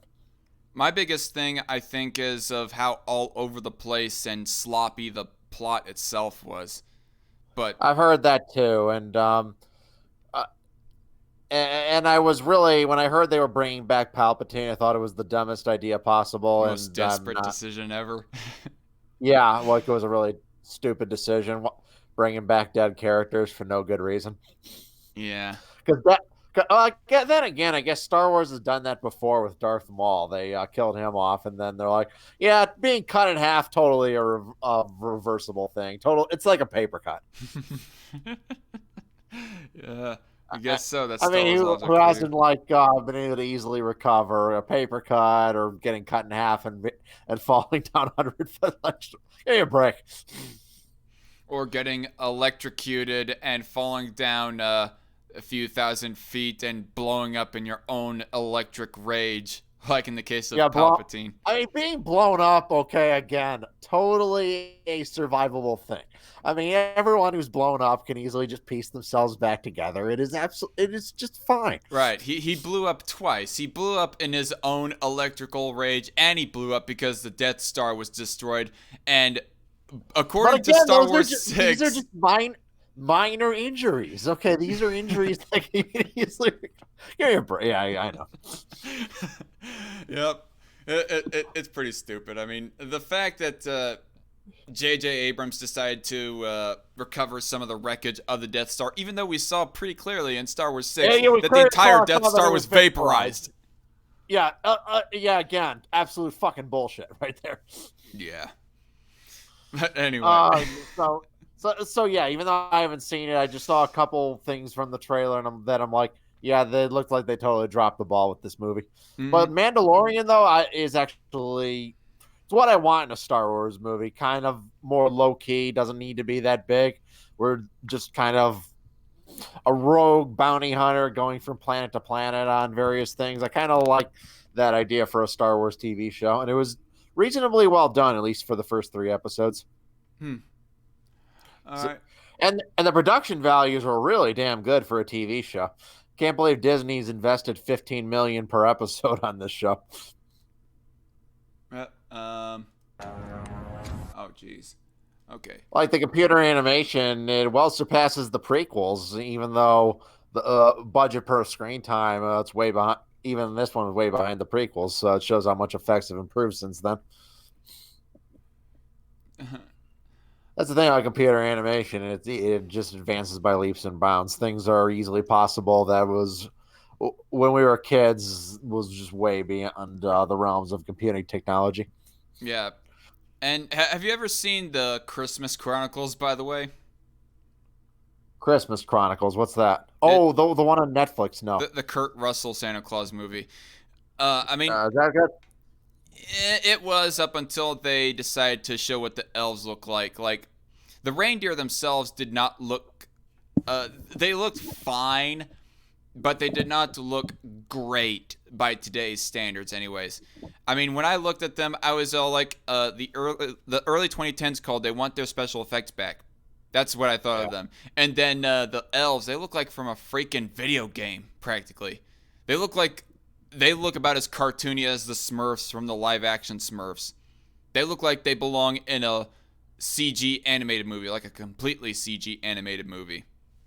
But Kurt Russell as Santa Claus was pretty cool. Kurt Russell as Santa Claus. That does sound cool. The guy from Escape from New York as Santa Claus. Yeah. That Escape from New York was actually the prequel to Santa Claus's origin story, I guess. Anyway, so the current subject I'm talking about is regarding the energy boom in the 2010s. From Washington Examiner, the 2010s when energy scarcity you can became mostly blame the fracking for that, which is why dumbasses opposing fracking really pissed me off. Right. I remember, was it, Vadim Newquist, Creationist Cat? He did a video that would kind of spread some BS about fracking. I left him a pretty long, scathing comment in his comments section. Hey, sounds like a response video. A little over a year ago, he kind of like pointed out this one video of this faucet lighting on fire, but there was a survey done there, and it showed that fracking had nothing to do with that. And fracking is actually really good for the environment because as a replacement for coal, it dramatically lowers CO2 emissions. Right. It sounds like response video material for you, Loudmouth.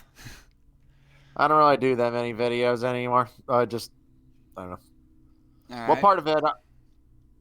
I want to finish my Gargoyles series, but I'm worried about Kappa. I'm worried that I'll make the video and then Kappa will shut me down. It dismotivates me. Right. Like today, I did a 10-mile run with my dog, for example. Yeah. And 10 miles. I've been kind of getting detracted from my internet spheres and more connected with personal stuff. I mean, particularly since it's the holidays. Even though I did like a 3-hour live stream on my birthday, celebrating my birthday on my secondary channel, I'm still like generally more connected with personal life. Yeah, that's bummer that you decided to private your stuff because of COPA. COPA is really a horrible piece of legislation. Well, I don't think I'm going to keep all of it privated for forever. I mean, just for the You just short want to term. see And how things. You just want to see how things shake out. yeah, I want to until the dust settles. That's what my 30-minute video talking Yeah, about I'm gonna COPPA keep it was up and mentioning. just see what happens. I figure if the government were to come after me, I'd become some kind of like media hero. The guy who was perfect.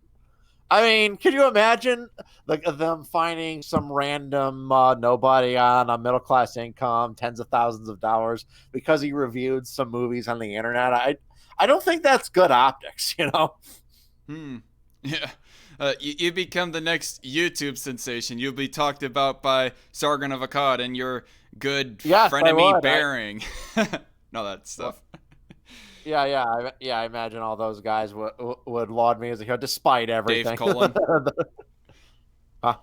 Dave Cullen. Dave Cullen. Even though I've given all three of those guys some criticisms in the past, but on the main issues, it would bygones would be bygones, right? But Right. But anyway. because when it comes to free speech, it really shouldn't matter, right? Yep. You But should be anyway. willing to stand. Everyone should always be willing to stand up, even for someone they personally dislike. Yep. So, continuing on with the article though, U.S. renewable electricity generation has doubled since 2009, serving 18% of electricity generation in 2018, with nearly 90% of the increase coming from solar and wind. The EIA reported this year.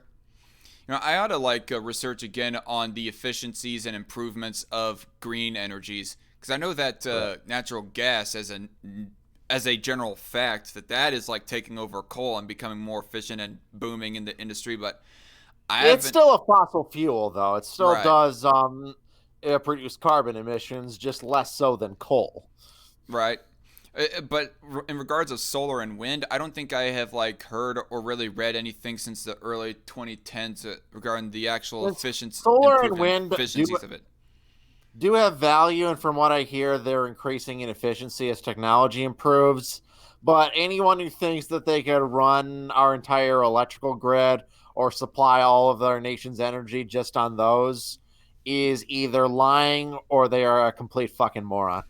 They are not ready alone to supply the energy grid. It's just impossible Mm-hmm. with current technology, anyway. Right. Okay, so the wide scale rollout of genuine alternatives to fossil fuels did not happen until this decade, Book said. It's underappreciated that so many alternatives are happening at the same time. That progress has empowered more than a dozen U.S. states, districts, and territories, along with about 200 cities and counties, to set targets for achieving 100% carbon free electricity. You're not going to get 100% carbon free electricity. I mean, that's a pipe. That's impossible. The goal is That's a to pipe like dream lower right there. emissions to a manageable level. It's anyone who thinks you can be 100% carbon neutral. No way, it's impossible. All right. The federal government still lacks a comprehensive federal policy to curb carbon emissions. Uh, Good. Good. I don't want the federal government to be dictating on carbon emissions, damn it. After Democrats' effort to pass cap and trade through Congress failed in 2009. Good. Oh man, I'm sorry. That tickled me a bit. However, a Yeah, rise. it's kind of ironic though that the market has been moving away from coal to natural gas on its own without needing to pass cap and trade. Right. Oh, after Democrats, this being during Obama's tenure, effort to pass cap and trade through Congress failed in 2009. But Obama is a Solution to right this winger, problem y'all. is But simple. what? More nuclear power. That's all they need. Just build a few dozen more nuclear power plants. I don't think you heard the snarky comment that I made there. I said after Oh, rereading that, oh, but Obama is a right winger, y'all. Yeah, Obama's. Oh, that is such a Yeah, ridiculous statement right there, calling Obama right-leaning. I mean, despite all of his economic policies, like yeah, raising the give me minimum a wage fucking and all break. that shit. Obama was not right leaning. Just because he wasn't saying that white people should be arrested for eating tacos because it's cultural appropriation does not mean Obama was right leaning. Just because he wasn't one to go as full bore as Bernie Sanders when it comes to healthcare, at least right off the bat, anyways, doesn't mean that he's a And even then, right Obama winger. was only being pragmatic. He knows basically Obamacare was meant to shift to an eventual Medicare for all single player plan. Right? The British National Healthcare Service was passed with policies very similar to Obamacare originally to phase into that. That was the entire point of Obamacare. Yeah, I wouldn't doubt those theories regarding Obama, but who knows of what his true legislative intents and agenda He was. flat out But stated one time, if I could start from scratch, I would go with single payer, but he doesn't think you can shift to that all in one go. He flat out stated that fact. okay, hand me the article on that. I would It be was real it was in an interested in old saving that. debate. It was in an old Democrat debate when he was first running in 2008. He stated that if I could start from scratch, I would have started with single payer. Though he kind of Hmm. shifted that when he was actually selling it as president. Right. Obviously, for all for political gain. And by the Shit, way, shit. just because he was wanting some political gain doesn't mean that he's right leaning. I mean, wanting to crookedly get political gain and dishonestly get political gain, that is not inherently a right leaning thing. It just makes him more of an a principled centrist like Hillary Well, Clinton. let's be honest about pretty much all politicians. This goes for Trump just as much as it does for Obama. Well, That fuck yeah. when anyone in the American public says they want a politician to be honest with them, most of them are fucking lying. All right. They supported Obama, who lied to them numerous times during the passage of Obamacare. They support Trump, who lied to them numerous times about who would pay for the wall. And And about so getting when through the people say they wall. want they they want to be lied to. Most of the public reward liars. They like liars. So there's really zero incentive for any politician to be honest because the public do not want an honest politician. And really, he lied about wanting to prosecute Hillary because that was like a big old talking Yeah, point during the general Trump election. lied But about a then, whole shitload of things. Yeah. as soon as he gets elected, and basically we're in limbo, like after the general election and before inauguration, there was the one quote where he was calling, "They're good people. I don't want to harm them," or something like that. It was a Yeah, very what old happened to video that he did. lock her up? Yeah, I know. It showed that he was Yeah, just full of crap the entire time. Because that's what it. being a Well, with flip Trump, I flopper. genuinely think his populism is so much so that he'll always say what feels best in the moment, but he will never think things through and think of the long term implications of the shit that comes out of his mouth. Oftentimes, I Right, really don't think he even thinks things through at all, which is kind of scary given the position of power he holds. right. So, anyway, however, a rise in youth led activism at the close of this decade in response to a 2018 report by the United Nations Climate Change Panel has inspired states and localities to act. Yeah, I mean, they're the vocal minority, like the really really loud vocal minority. The youth are. I think Greta there's a joke. Thunberg. Hold on. The Babylon Bee did a joke. California becomes the first state entirely without electricity. Progressive, progressive California. The Yeah, first state to entirely eliminate electricity. Oh, I love the Babylon Bee. They come up with the best stuff. yeah. In fact, I'm gonna go. I'm gonna visit the Babylon Bee right now. Let's see what they got. Imagine if somebody was to like devote a YouTube a YouTube channel entirely devoted to reading parody articles and acting as if it's like real news. Yeah. They're going through like the best of 2019 articles. One of my favorites is this one that says ABC News airs authentic footage of Godzilla rampaging through Syria. Therefore, that's why the U.S. should get involved, people. Yeah, no, the joke was, you remember when they showed that, this was a few months ago, that footage of that bombing range in Texas, like a gun range, and they claimed it was footage from Syria. Hmm. Yeah, they did that actually on ABC News. Trump gave him shit, and he absolutely should have. They deserve shit for that. That was a parody of that mistake. The whole Godzilla rampaging through Syria thing. Mm-hmm. So, anyway, that activism has also prodded Democrats running for president in 2020 to pledge to reach net zero carbon emissions by 2050. Again, a freaking pipe dream, people. A goal that would require mostly getting off fossil fuels. That would require entirely getting off of fossil fuels for it to be like 0% carbon emissions. There's still a role for gas to replace some of the remaining coal and balance renewables, Bordoff said, alluding to the intermittent nature of wind and solar. But over time, we need to increasingly think about the role of gas in a deeply decarbonized economy. Even discounting external factors, the U.S. shale boom is beginning to struggle under its weight. U.S. shale oil production will essentially flatten out in 2021 after slowing to 440,000 barrels per day in 2020. I mean, if it can remain relatively, okay. If it can remain relatively the same production, well then it isn't a real problem in a way. But I guess there is the problem of a growing population looking for jobs. I mean, if they're not able to keep on growing to fill those needy people for their jobs, well, then that in of itself would be an issue. But then there will be the next energy boom that happens after shale. Who knows? I mean, anyway, the consultancy IHS Markit projected in November, blaming trade tensions, and weaker demand. Oil and gas companies are also grappling with managing leaks of methane, a potent greenhouse gas that is the main component of natural gas, in the course of their operations. With gas becoming dominant and the U.S. And the economy growing, U.S. emissions rose in 2018 after years of declines. EIA projects emissions to fall again slightly in coming years. There is still an opportunity for some period of time for the U.S. to sell oil and gas if it cleaned up methane leakage, said Amy Myers-Jaffe, director of the Program on Energy Security and Climate Change at the Council on Foreign Relations. Doing something about climate is a process under which we are still going to be able to export what we don't use in the U.S. Okay? Here's another good one from the Babylon Bee, best of 2019.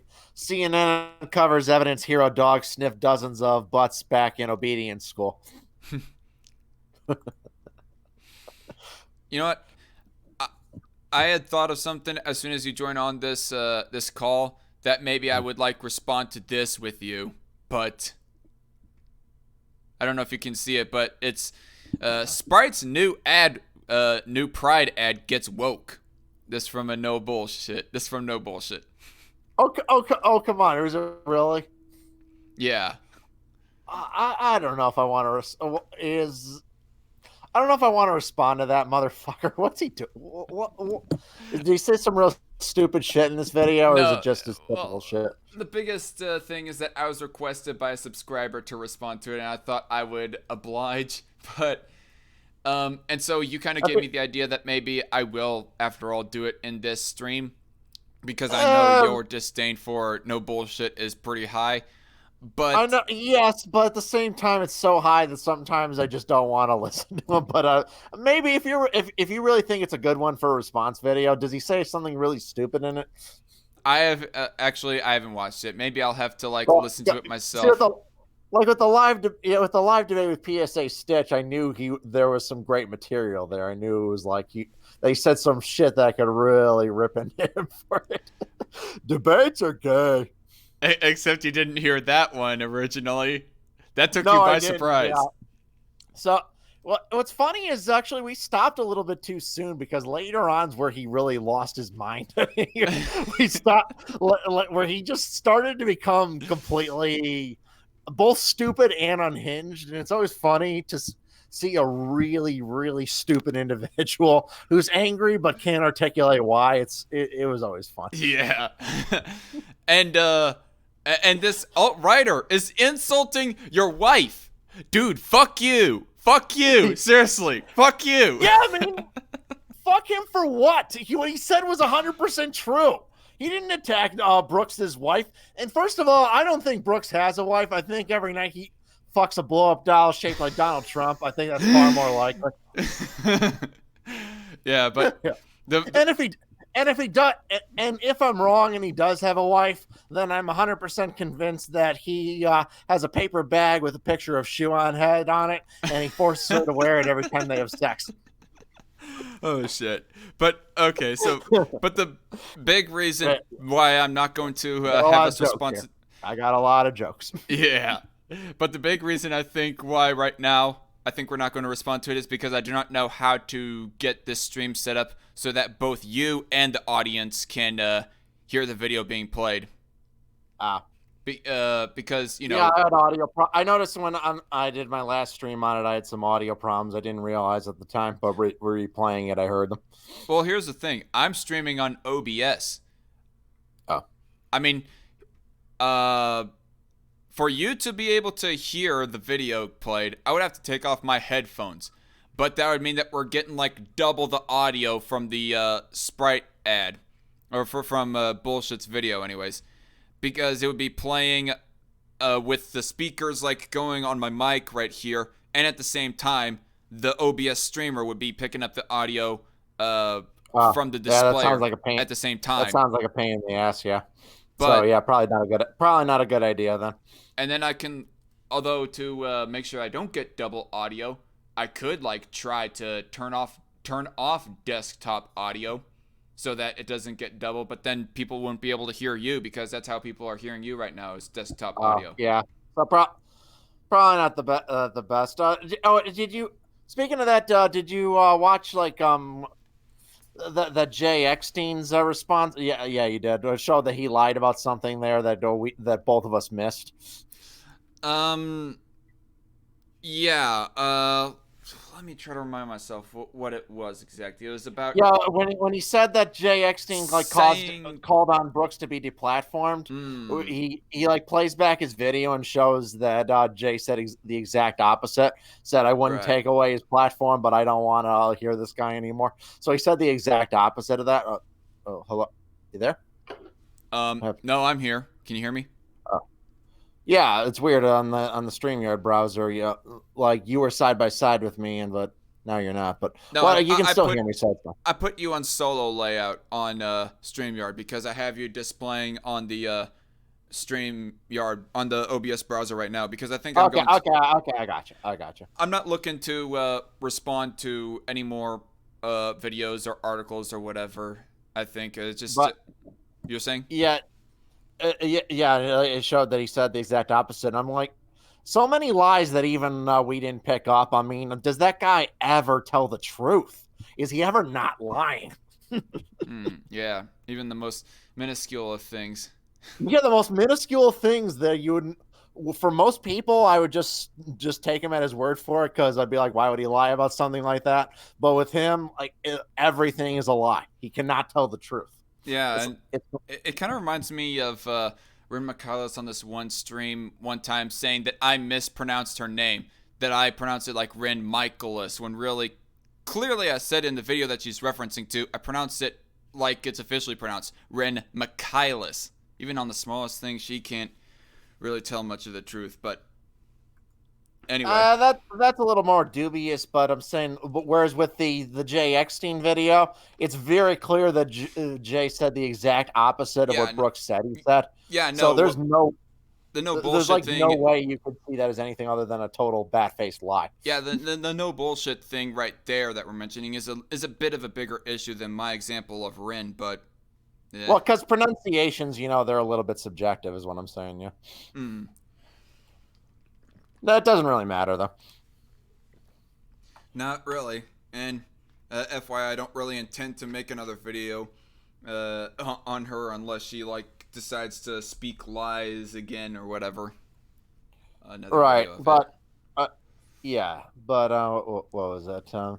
What was another thing he said? Oh, what was another thing he said later in that video that I don't even remember. What else is going on in the world? Well, I know that they were talking about one species on that stream. And funnily enough, I just found out that I am actually on a Discord server that one species is on too. It's Liberal Sanity Project's Discord server. Oh yeah, one species. He follows me on Twitter. I never really liked that guy. I mean, he's right about Hmm. Brooks, but I've generally never liked him or his content. And come to find out later in that stream as well that the big reason as to why PSA Sitch wanted to do that stream with Brooks is because apparently one species made a corrected PSA Sitch on some. PSA Sitch defends no bullshit from the accusations of being called a white nationalist or white ethno-statist or whatever, and then one species goes saying to him, no, he really is a white nationalist, a white ethno-statist, and then The whole later thing makes a lot on, more sense now. yeah, that's a whole reason for that stream apparently. Is Well, that PSA Sitch wants to get the record straight, but apparently no bullshit is making it super fucking difficult, and who knows, he might ultimately not even be telling the truth about him saying, no, I don't want a white ethno-state, I think it's dumb, my wife is Asian. He could be lying entirely like in I that said, I dialogue. genuinely think he's. For most people, I would take him at his word about being married because I figured no one would lie about something like that. For him, Yeah, but that's I not lean even what I'm trying to to refer to. him lying about it. That's not even what I'm trying to refer to, though. I'm Well, trying yeah, to refer to the but I'm belief in white saying, yeah, about the ethno-statism. white ethno state thing too. Yeah. You're right though. But if he genuinely does believe in a white ethno state and he genuinely does have an Asian wife, that would definitely be a huge contradiction in character. But I don't know. I don't know how Yeah. he would reconcile it in his mind. But then again, we're talking about a guy who can't think, so I don't think he would even try to. He can't keep track of his own lies. He's been on so many live streams. Yeah, he's been on so many live streams. He's told so many lies. He can't keep track of them all. The whole screen cap thing. You see it as, some people look at it as murder, other people look at it as a parking ticket. Yeah, like, oh man, when I watched that live, I was so fucking pissed. You watch it live. I was watching that live, and when he lied there, I was so pissed. Was that one of Tonka Saw's stream or one of No, Ethan Ralph's stream? it was on the Cunt stream. It was this program. I think Schmeckel ran it for a while. I don't think it's running anymore. Okay. Yeah. But basically a few other guys. Failure Hates You was there. There was Battening, of course, was there. Who Cognitive Thought. There were a few players who were all kind of similar to PSA Stitch in that string, just trying to ask Brooks very simple questions, and Brooks would lie or dodge the question all the time, bring up irrelevant shit. His usual behavior. Yep. But like what? I don't know why people are focusing on me so much. Why are you all obsessed with ganging up on me? I'm like, dipshit, you make videos attacking people all the time, but when someone does it to him, he whines like a child over it. Yeah. Whatever. Anything else to talk about other than that motherfucker? Because yeah. Let's see. I don't really have anything. I mean, I don't know. Did you see that new Clint Eastwood movie, Richard Jewell? Richard Jewell, no. I highly recommend it. It's a good look into media hit pieces and media smear jobs. It's the true story of this guy who was falsely accused of being involved in this concert bombing in 1996, and he was investigated by the FBI as being involved in it. He wasn't. But the media kind of got word on that, and they basically smeared his name throughout the press. So his life was really fucked up by this. Yeah. Yeah, so it's a movie I really recommend. It really shows, because that kind of behavior has, if anything, gotten worse since 1996 from the mainstream media. Yeah, unfortunately, I know that me and S-Man have had our moments of doing slip-ups, of not doing our homework or not doing proper due process with people, which I won't mention the examples, but you probably have somewhat of an idea. Yeah, absolutely. Absolutely. That's the real problem. And it's kind of human nature to rush to judgment. The real problem I have with guys in big journalism outfits that have that have huge reach, their lies have consequences for people's lives, and they take no responsibility for their behavior. Speaking of which, that makes me wonder, like, which website was it again that smeared the Covington kids? Was it Washington Post or Washington Times? Washington Post. Okay, I do believe that lawsuit is still going through, and they got one for CNN as well. Washington Post. Are they also the ones that they're the same ones that hired on Talia Lavin, and did that smear hit piece on Ben Shapiro supposedly being a supporter of white supremacy because of his rhetoric on Notre Dame? Was it them or Washington Times? I I believe it was Washington Post. Yeah. yeah yeah.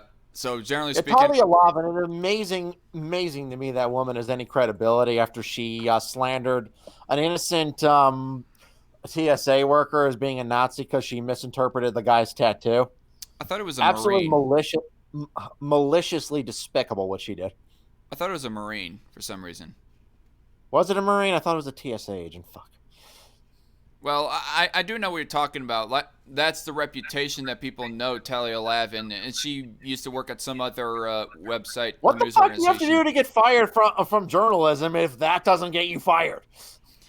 That's Well, like it got her fired that's the from New equivalent of York. a truck. Look, that is the equivalent of a truck driver, okay, getting shit-faced drunk, plowing his car into a mall, and then getting rehired at a new trucking company the next day. Oh shit, that reminds me. Have you ever heard of the YouTube channel called Chills? No.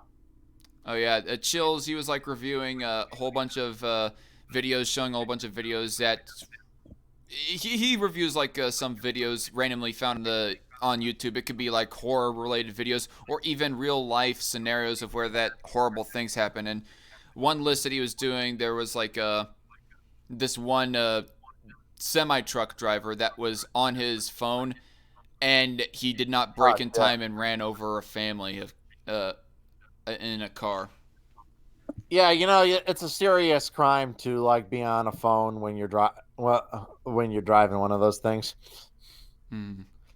So yeah, he probably is going to do some serious time in prison. Yeah. Yeah, yeah, he might spend the next 20 years behind bars. Yeah.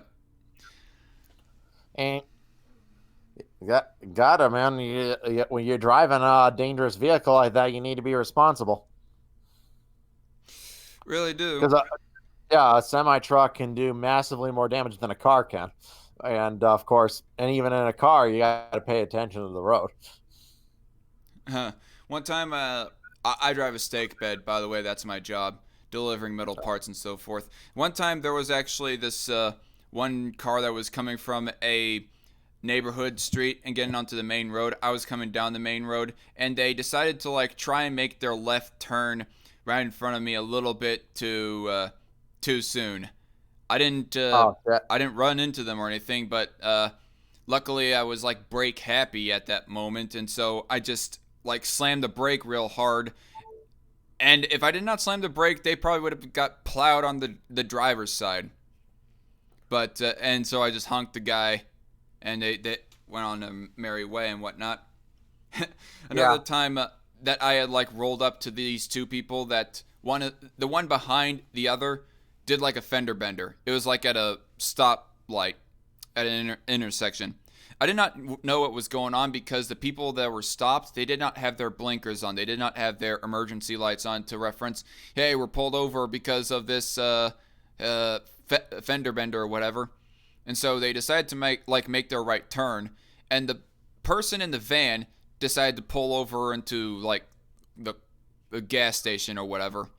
But the person in the smaller vehicle decided to like make the right turn into the wrong lane. Like they were making a right turn into the left lane, and so they decided to try to follow the van into the gas station, but tried to cut in front of me at the same time, and he just ended up like scratching the side of his vehicle, running into me. Did not hardly Fuck, hurt the steak bed, but I did like get a sample of the car's paint job. fuck. Yeah, that's what I'm saying. There's a lot of bad drivers It's out like there, a lot of assholes who can't drive. a real stupid motherfucker not looking at his blind spot, his own. Yep. And so he just decided to like run along his merry way, and ultimately it kind of turned into a hit and run. And so I told the van driver, hey, what was going on there? And we talked about it a little bit, and I decided, hey, since neither of us damaged each other, how about we move along, shall we? Because obviously the guy that was responsible for running into me, he did the hit and run, and so therefore could not press anything, did not catch a license or anything, license plate or anything. So I was just all like, no biggie. I guess. I will. But I will admit that I do like listen to podcasts on my phone while on the job because most of the time the radio doesn't do it for me. yeah, I listen to a lot of audiobooks, but yeah, that's different. Your eyes are still on the road.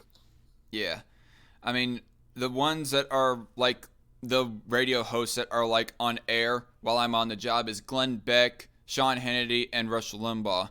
I mean, you know how Yeah. much I cannot stand Sean Hannity or Rush Limbaugh, but Glenn Beck, I liked him for a time during the 2016 general election because that was the time that I felt kind of disenfranchised with Trump and whatnot. And he's actually the guy that introduced me to Evan McMullen.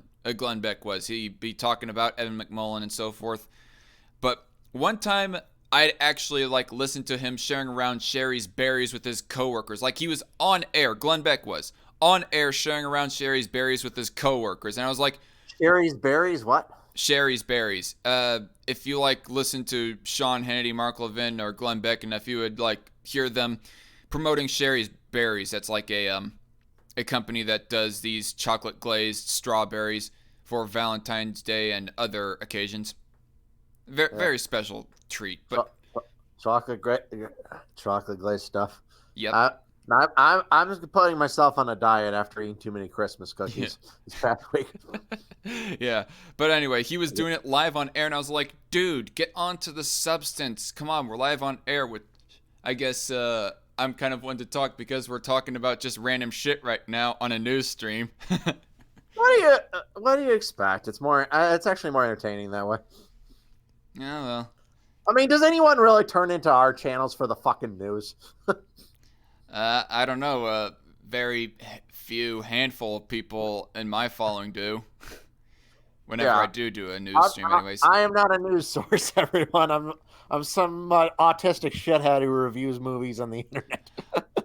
I'm not a news source either. I mean, if you want the news actually broke down and well understood, go to the links that I provide in the description box below. I just mostly commentate and try to put things a little bit in perspective, despite my bias. We just comment on news stories every now and then. Yeah. What's kind of crazy is I got this comment in my Threads review the other day from some guy who's a self-admitted communist telling me how much he liked the video because it was anti-imperialism. I'm like, did you actually watch that movie? It very clearly said the Soviet Union started the war in that movie's universe. Supposedly anti-imperial. I'm like, you didn't watch my review or that movie. I mean, yeah, it's not pro-America either, but that movie is not pro-Soviet. Yeah. I mean, here's the thing. You can have like a complex civilization set up. I mean, we do have a complex civilization set up modern days with our kind of semi-capitalist societies here in the Western world. But even in theory, under communism, you could have a complex system of where one group is reliant on the other in so many ways. You know, threads, basically, kind of like spider web threads, as the metaphor goes for that movie. And if you strike one, the whole entire civilization comes crumbling down, for crying out loud. It doesn't matter if it's capitalism or communism. Right. That was the movie's real message. It wasn't really about capitalism or communism. That was its point about the interconnected web of society and what would happen if the threads that hold society together were cut. Some dumb YouTube comments that you occasionally get underneath your videos, like I know that was nowhere near one of the worst ones. Like I've gotten some real fucking stupid ones. I mean, my 2 cents. Okay, so I made a video making a response video to a Progressive Voice talking about Jesus supposedly being a communist, and my 2 cents mirrored that same video, and underneath his comment section, there was a guy that said Jesus wasn't a communist, but he wasn't a capitalist either, like you alluded to. And I was like, dude, at no point was I trying to say that Jesus was outright a capitalist in my video. I mean, as far as I'm concerned with Jesus' political philosophy, I think it's kind of open-ended. I wasn't trying to claim that Jesus was specifically a capitalist in that video. He pulled that one right out of his ass. Yep. Now, in my video on idiocracy also had a lot of people trying to argue that I was saying shit I wasn't saying. That video, it's got almost 200,000 views, so it had quite a few comments. You got like 3,000 likes and 1,000 dislikes or something. So it wouldn't surprise me if you did like receive some very stupid comments with 1,000 dislikes. My idiocracy video, it got over 6,000 likes and 600 dislikes, so about 10 times more likes than dislikes. Sorry, my bad. I thought I remember the ratios being different, but yeah. I mean...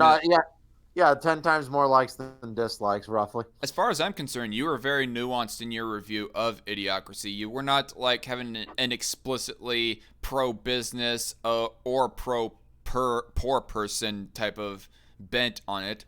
Yeah, and that's what some people objected, the fact that I blamed the poor. Well, more so that I do genuinely believe that the common ordinary man is culpable for society's decline. You can't always just blame a big businessman at the top or the president who's ever in power. Ultimately, the common man, his idiocy, his bigotries, his flaws often accumulated can cause ruin. And that's what happens in Idiocracy's universe. It ultimately does go down because the common ordinary man becomes a parasite, lives off the welfare state, and thus is able to have a big families off the backs of hardworking, more productive members of society. Oh man, that reminds me. I don't want to bring up this name on a live stream, but Cult of Ham, you know? This reminds me of like one conversation that I heard you live on air have with Cult of Ham, and you said in your argument against democracy and more for republicanism, and I mean like little r republicanism, like the form of government, not the party, but you're arguing more for republicanism and against straight up democracy, and you was making the argument that the majority will vote for the minority to be leached off of. Or something like that. That's not the verbatim. That is what always happens. That's not the verbatim thing that you said right then. But then Cold of Ham said you're just lying through your teeth. And you know what? That guy has gotten into falsely accusing people of lying more and more as of recently. It's sickening. Makes the guy kind of detestable. But anyway, essentially arguing that somebody's position is more valid because more people support it is essentially arguing that might makes right. That because essentially a large number of people voting on a proposition is essentially the majority ganging up on the minority, the strong ganging up on the weak, essentially. And here's the thing. By Cult of Ham's own logic, you're not a liar. Because he has said in the past plenty of times that single-payer healthcare, that's a majority of Americans approve of that. They want that. And which is irrelevant. Even if they do, so what?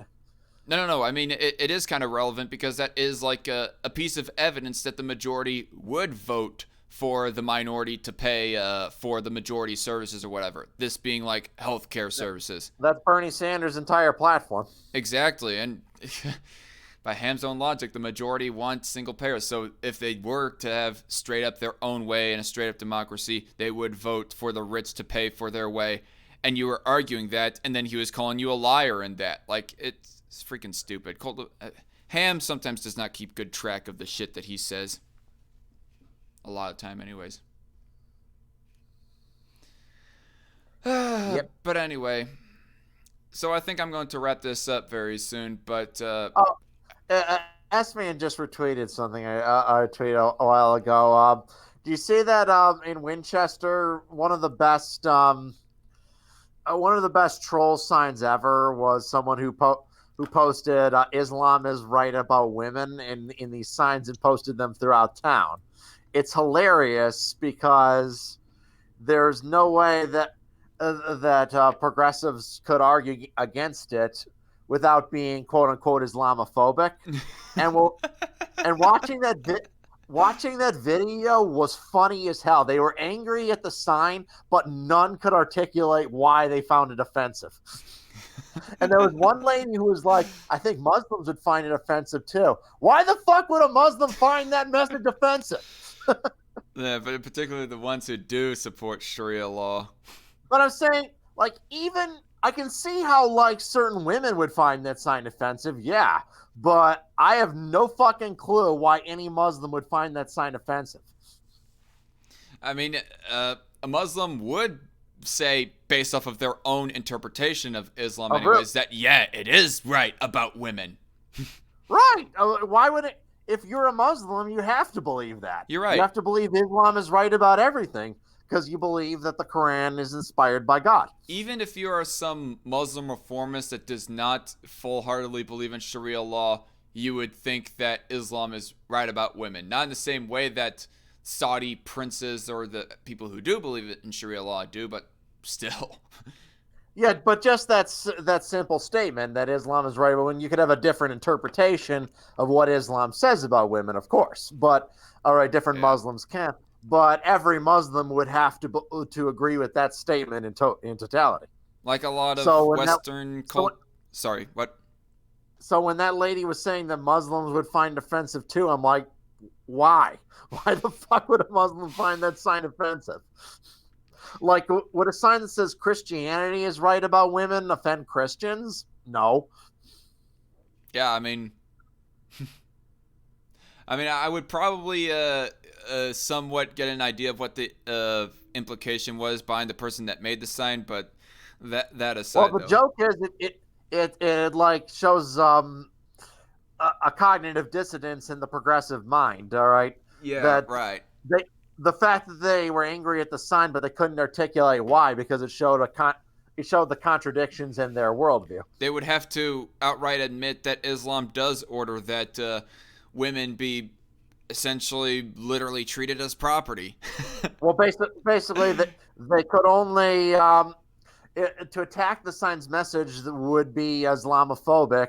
To support the sign's message would be sexist. So no matter which way they went on that sign, it contradicted their worldview. Right. So that's why it was so brilliant.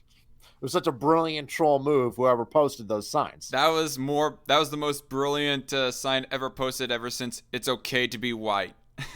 Right. Even more so, actually. I think this one is a lot smarter. It is. No. It is. I agree. It's really clever that it exposes the cognitive dissonance in the average progressive better than any other sign or message ever has. Right there. No, I agree. Like the average intersectional feminist, etc. Yeah, they couldn't. They were angry at the sign. They could not articulate why. What was offensive? What did you find offensive about the sign? Well, it just was. Anyway, I think I'm going to end this stream mostly to get dinner and watch Bumblebee. That is on Hulu, actually. Oh, you haven't seen Bumblebee yet? It's a good movie. No, I haven't. And actually, I saw some action footage. Like I have like a membership to a gym that plays videos in their like their cardio cinema. Like they would be playing movies while you're on the treadmill or whatever. But basically, I saw it briefly, and I saw some action footage from Transformers last night, and it almost gets me thinking, maybe I ought to check it out just to see how good or bad it was, because it's much, much, much, much better than any of the Michael Bay directed Transformers movies. No, last night. I was referring to last night. Oh, last night. No, that was a piece of fucking shit. According to War Corps, it's not as good as Dark Side of the Moon as far as Transformers sequels go. Not as good as Dark Side of the Moon, but not as bad as Revenge of the Fallen. Okay, it is slightly better than Revenge of the Fallen, but that's like saying it's better than being kicked in the balls. That's not saying anything. Transformers Revenge of the Fallen is one of the worst movies I've ever seen in my life. Last Night is only slightly better than that. Yep. I think I would still rather watch Transformers: Revenge of the Fallen than anything from Dingo Studios. I think it was the name of the animation studio. Anyways, it's a studio Well, that I'm not. Saber I'm talking Spark. about major movies, not like Right. not. I'm sure there's a lot of low budget crap that's worse, but in terms of like a big budget movie, well, like $100 million plus movie, the worst I've ever seen was M Night Shyamalan's The Last Airbender. Second worst I've ever seen was Transformers: Revenge of the Fallen. Oh yeah, I would rather watch Transformers than Last Airbender because at least last. I mean, Revenge of the Fallen knew more along the lines knew that it was dumb fun, whereas Avatar was trying to be something grand and epic, or at least was making a more of an attempt at it. And because of that attempt, Avatar comes off as more pretentious and arrogant than Transformers: Revenge of the Fallen. Shyamalan ruined one of the best cartoon shows of all time. Shyamalan just took a steaming dump on a phenomenal cartoon show. Yep, that I'm too. amazed that you could be given such awesome source material and screw it up that bad. I'm not Shyamalan is a fucking idiot. Yeah, there is that too, because on the surface, I can say that the Avatar animated series is more based and more structured than the Transformers series. Yeah, that's the thing. Like Transformers, the original cartoon was never really that great of a show if you really watch it objectively without nostalgia goggles. Right. Whereas Avatar: The Last Airbender genuinely was one of the finest animated programs ever created. Solid character development and story and all that stuff. Yeah. Whereas with the Transformers from the 80s, it was mostly made to sell toys, and it had a lot of continuity problems. A lot of times where they would bring in a character, have them do something, and then leave with no explanation, just because hey, we made this toy fit him in your show somehow. The only issue that I could say that I have with the animated Avatar series is that it could at times be a little bit too childish, but I I thought it had a perfect blending of a kind of childishness and as well as serious storytelling, dark elements, but with like a close knit family and sense of humor. Just a fantastically well balanced show. no Honestly, a movie can be lighthearted and stuff without being too childish. I mean, I kind of think that Guardians of the Galaxy Volume 2 is a little bit of a better blend than Avatar, so it kind of floats my boat a little bit more than Avatar, but even uh, despite the kind of childish things that I see of Avatar, I can still acknowledge that the positives pretty much far objectively speaking at least far outweigh the that one negative that I I mean, say about it. I did name my dog after a character from the universe, so Yeah, but you named her after the worst series of the two. yeah, that's true. I know, but like none of the other names really fit her from the first Avatar series as well. I mean, Katara just No, didn't seem like the good names. Korra just seemed to fit as a name for a I, dog. I would agree. I was actually when I saw her pictures and I thought she'd be a boy, I was planning on naming her Django after Django Unchained. Oh, but when I found out she was a female, I couldn't name her that. So I'm like, what's another name? And I was watching Legend of Korra. I'm like, you know what? I'll name her Korra. All It's a right. cute name. This is a good show. All right, so we have been going on for about 2.5 hours. I think I'm gonna at least stop streaming. We can chat a little bit more off All air. right, that's But fine. what do you have to say to the audience before we turn off the feed? Fuck Copa. Fuck Kappa, indeed. This stream is not intended for children, despite me have featuring a guy with an animated profile picture. Yes.